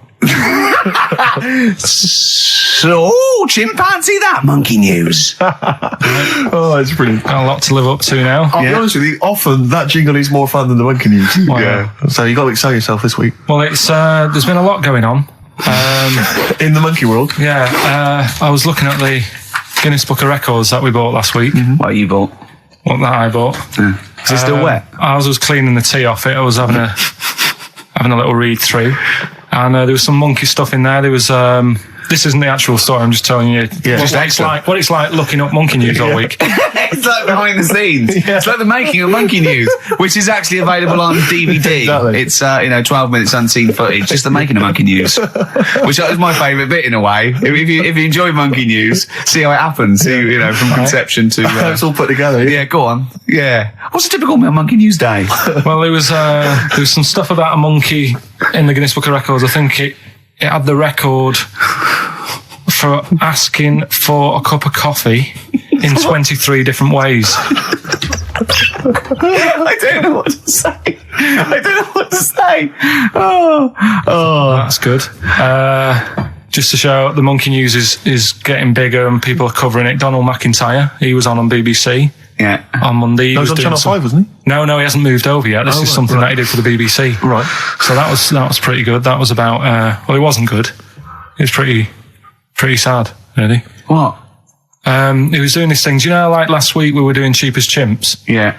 And someone emailed in saying, Donald McIntyre's doing Cheapest Chimps. Really? And it was about... I bet he wasn't. I bet Donald McIntyre did not do a programme called They didn't Cheapest use that Chimps. title. No. But you could tell where they'd got the format from. Sure. You know what I mean? Sure. And it was about gorillas and how much you can get one for. But the problem was, because they're that pricey, they were sort of... I mean, I don't even want... It's depressing. If it's cool, then don't... Yeah, forget it. Yeah, it was a bit... Okay. You know, I mean, should I just say, in the making of Monkey News and Cheapest Chimps, not, and you'll know it's harmed. There's no monkeys. No. Go on. all right. Well, anyway, today's story was emailed in. So you didn't even do anything towards it. So when you say I've been working on Monkey News, what, you printed that out? So is the making of Monkey News you checking your email? Well, no, Brilliant. I'm always looking at different options, at, you know, how much is going on. This is what makes me laugh when he says he's really busy. Yeah. I'm doing other stuff and that. I'm doing other stuff. People are sending in monkey news. Yeah. Yeah. You get an email. Is it from check it out. Reuters? Well, listen, it's from Steve. Okay. Right? Now, what it is this monkey, right? Yeah. Don't know where it was. Mm-hmm. But there's a bit before the monkey anyway, right? Jeez. Is this, no, listen. Shoot me. Right? It's a bank. There's this bank, right? Busy bank. Normal day, everything's going normal, right? Busy bank, people going in, doing what they do, seeing about mortgages and stuff. Yeah. Everything's normal, everyone's happy, right? Yeah. So anyway, it's quite busy one day. Fella comes in with a gun and a balaclava on. Up to no good. Right, I'll tell you now, Carl. If this fella turns out to be any ape or monkey related species, you're never doing this again. You're never. So just, if you want to finish it, it's at your own risk. But if this fella who robbed the bank turns out to be a chimpanzee, that's the end of monkey news. All right. Okay, let's hear the end. It's a lovely day in a lovely bank. Everyone's happy. Everything's normal. The man comes in the balaclava. Man comes in. Starts, it a man? Starts waving a gun around. Shut up, Rick. Let him finish the story. Starts waving a gun around. Yeah. Right? Up to no good. So everyone's thinking, oh, God, you know, wish you didn't come in here. It's not going to be a good day. How tall is the man? Shut up. Let's hear it. Everything, you know, oh, God. He's telling everyone to get down on the floor. Yep. In what, in English? In English? Yeah. In English? So. Yeah. So everyone's panicking. Everyone's getting on the floor thinking, this is it. This is, you know, it's all over. Yeah. Just when you think, you know, it's all bad news. Yeah. It's all bad news. Doors swing open. Little monkey wanders in. God, it's worse. Shut up, Rick. Little monkey wanders in, right? The robber's like, what's going on here? He's telling it to get down on the floor. I don't think it was taking any notice. No, right? it was just busy asking for coffee. It runs in. I don't know if it was going to withdraw or deposit or whatever. It wanders in, right? Goes up to the robber. Where did it come from? Shut up. Will you let him finish the story and then ask questions? That's only fair. Okay. Wanders in. Runs up to the fella with the gun, takes the gun and the bag of money off him. Everyone's like, yay, you know, we've been saved. Then the monkey starts backing out with the gun and the money. Shut up. Sit down and I'm not having this. And he does a runner with the money and the gun. No one's seen it since. You are an idiot. I mean, you have said some stupid things in your time. What are you talking about? Story that happened. No! What are you talking about? What do you mean it backed out? It came in, was it an accomplice? Was it an opportunist monkey robbery? What are you talking? Think, Carl! Think! I know it's mad. That's the idea of monkey news. We're telling people how monkeys are pretty, you know, they're mental. They're up to no good. What do you think? They've never seen the monkey since. What, did he have a getaway car waiting? Did he swing his way to freedom? Where was this? There's no details. Don't talk rubbish. Well, yeah, Steve emailed it in. He's got it off the net. And the funny thing is, can I see it? Have you got the information there? Yeah, the funny thing is, it wasn't just him who sent it. I had that a couple of times. So a few people obviously read the story and said, you know, that'll be good for Monkey News. It doesn't say anymore. It doesn't say if he went off to Spain. It doesn't say, you know, if he's on Crime Watch. Yeah. It doesn't say any of that. It's just saying that's what he did. That's the story. And that's what Monkey News is about. I've heard that they're making a movie version with Phil Collins. So I look forward to that and Julie Waters. So that's this week's Monkey News. If you've got any, you know, anything. No, don't bother. In your That's town. the end. No, that is the end. That's the end of Monkey News. No more Monkey News. This is, bit of Queen. It says it here in this email, Rick. It's got to be true. Right. 7 Seas Right. That's for you, Carl, because you're going on holiday. Do like to be beside 7 Seas Right by Queen. Rick, we've had an email from number one fan, Richard Anderson. Oh, I'm excellent. opening it. I haven't He's read it. loving it, isn't he? What does he say? Well. Well. He likes it. He's... From Richard Anderson. It pains me to admit it, but your show is no longer appalling. Go on. Congratulations on being only slightly rubbish. Excellent. Hey, Cheers. we're winning him round. Yeah. I'll tell you what he'd love, though. I know what he's a big fan of. Well, adverts. Yeah. Excellent. Nice to do that one again. Always. Metal Mickey, Suede on XFM 104.9. Wow. Nearly over with Ricky, Steve and Carl. I've done another little sketch for you, Carl, because I was excited by the fact that we raised that money. So I've done a little... Well, it's not over yet. It's like people go to the website And if they think it's worth more than 50, they can say, I'll give you 55 or What's something. it? XFM put that little one on. It's all three of us, isn't it? Well, they haven't done that yet. No, but they could put that on could next do, week, yeah. and they can frame it for them, can't they? But if they have a look, xfm.co.uk/Ricky, and have a look at it if you want it. Just pay some money and... Now, it'd be worth a bit of money, won't it, in a few years? When we're all dead. Mm-hmm. Now, listen, Carl, you're going on holiday. You need a little rest, don't you? Yeah. What's the vibe? What's the vibe of the day? What's the Just, what's the crack on holiday? Come on. Where are you going? Madeira. Right. Good. It's for Suzanne's dad, right? My girlfriend's dad. He's 60, so... Yeah, she's that's the taking- average age in Madeira. Taking... is it? It's good. It's quite, yeah. Well, My mate Damo went to Madeira, and he was worried about sort of terrorism on the plane, and he looked around and he thought, well, if someone gets up, someone will wrestle him to the floor, and he looked around, and he was the only one he realised could have got out of his seat quickly enough. So you'll enjoy it. It's quite quiet. It's nice. It'll be alright. I mean, it's the first time a mum and dad have been away, so... Whatever. Abroad, yeah. So Right. they're worrying about... They just don't understand the rules and stuff, so they're panicking a bit. And then in the week he called they know up... that Well, they're they're going to take livestock. Yeah. Well, it's getting like that. It was like... Are they filling loads of Durags with heroin as we speak? Exactly.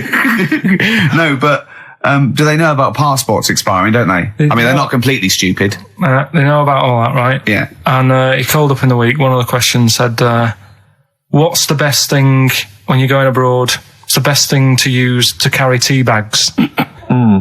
So it was like, what are you worrying about that for? They'll sell tea bags out there. And he's like, well, we want to take our own. It's like they'll sell tea bags. Yeah. And he's worrying about that. He's saying, can I put it in a glass jar? So put it in a glass jar then. He's saying, oh, I'll bubble wrap it. So he's bubble wrapping a tea thing. It's just, I mean, it is annoying me a bit because it's meant to be a week off from you annoying me, and already he's niggling me. Yeah. But you are easily wound up. You are a very finicky little fussy person. You don't like the slightest bit of pressure. See, I thrive on pressure. I'm working here, working there. That's the way I work as well. That's always doing stuff. Monkey news. You know what I mean? Oh yeah, Monkey News. I got an email. Sounds I won't afraid. read it to on air. It's rubbish. But that's one Not- feature. not That's my features, bit that. done. That's Not all I have features, to that. do. Well, I'll tell you what. When I'm away next week, do Monkey News and see what you can find out. All right? Oh, there's a challenge. Oh. See what you can do. Yeah. I've already told them about the Guinness Book of Records one, so you can't use that. Yeah. Right. We're going to find the best monkey news ever, Carl. Wow. What was it you said to me about? Because I mean, the thing is that you don't really like people, do you? That's the truth of it. People annoy you, don't they? They wind you up. Yeah. What was it you said to me about friends? You don't. He doesn't like friends. He doesn't like. He doesn't want any more friends. He doesn't want any friends. Is it because one day they'll ask me to help him change a tyre? Yeah. What was it? No, it's always hassle. Well, The tyre he sits and swings on in his back garden, he means. It's just they call up, they ask for stuff, they want favours doing. Yeah, they want a pint, they want to chat to you because they like you. I know they're a pain in the arse. I tell you what, Carl, you're better off without them, mate. Although to be fair, Rick, friends like you. Yeah, you're not judging them on me, are you? You're not judging all You know not all friends on are me. like him. Just they do sort of, you know. You know, some friends will never touch you around the head Oh, or I nether want to see you regions. for a week, am I? Do you should get a want to decent get a little squeeze squeeze in? I am going to get a little squeezing. Can I come around there and squeeze you? Squeeze him in now. We should play the last Brilliant. tune. Hurry up while we go to ads, and that's it, really. Is that it? We've got no Yeah. time for records. That's a shame. We'll have a quick squeeze. A quick squeeze. Well, that's like a Benny Hill slap there on the Yeah, front. all right, that's enough of that. Right. Okay. I'm not squeeze it. All right, that's it. Excellent. Will that do you for a week? Yeah. All right. See you next week. See you later. See you, Rick. Have a good holiday. All right.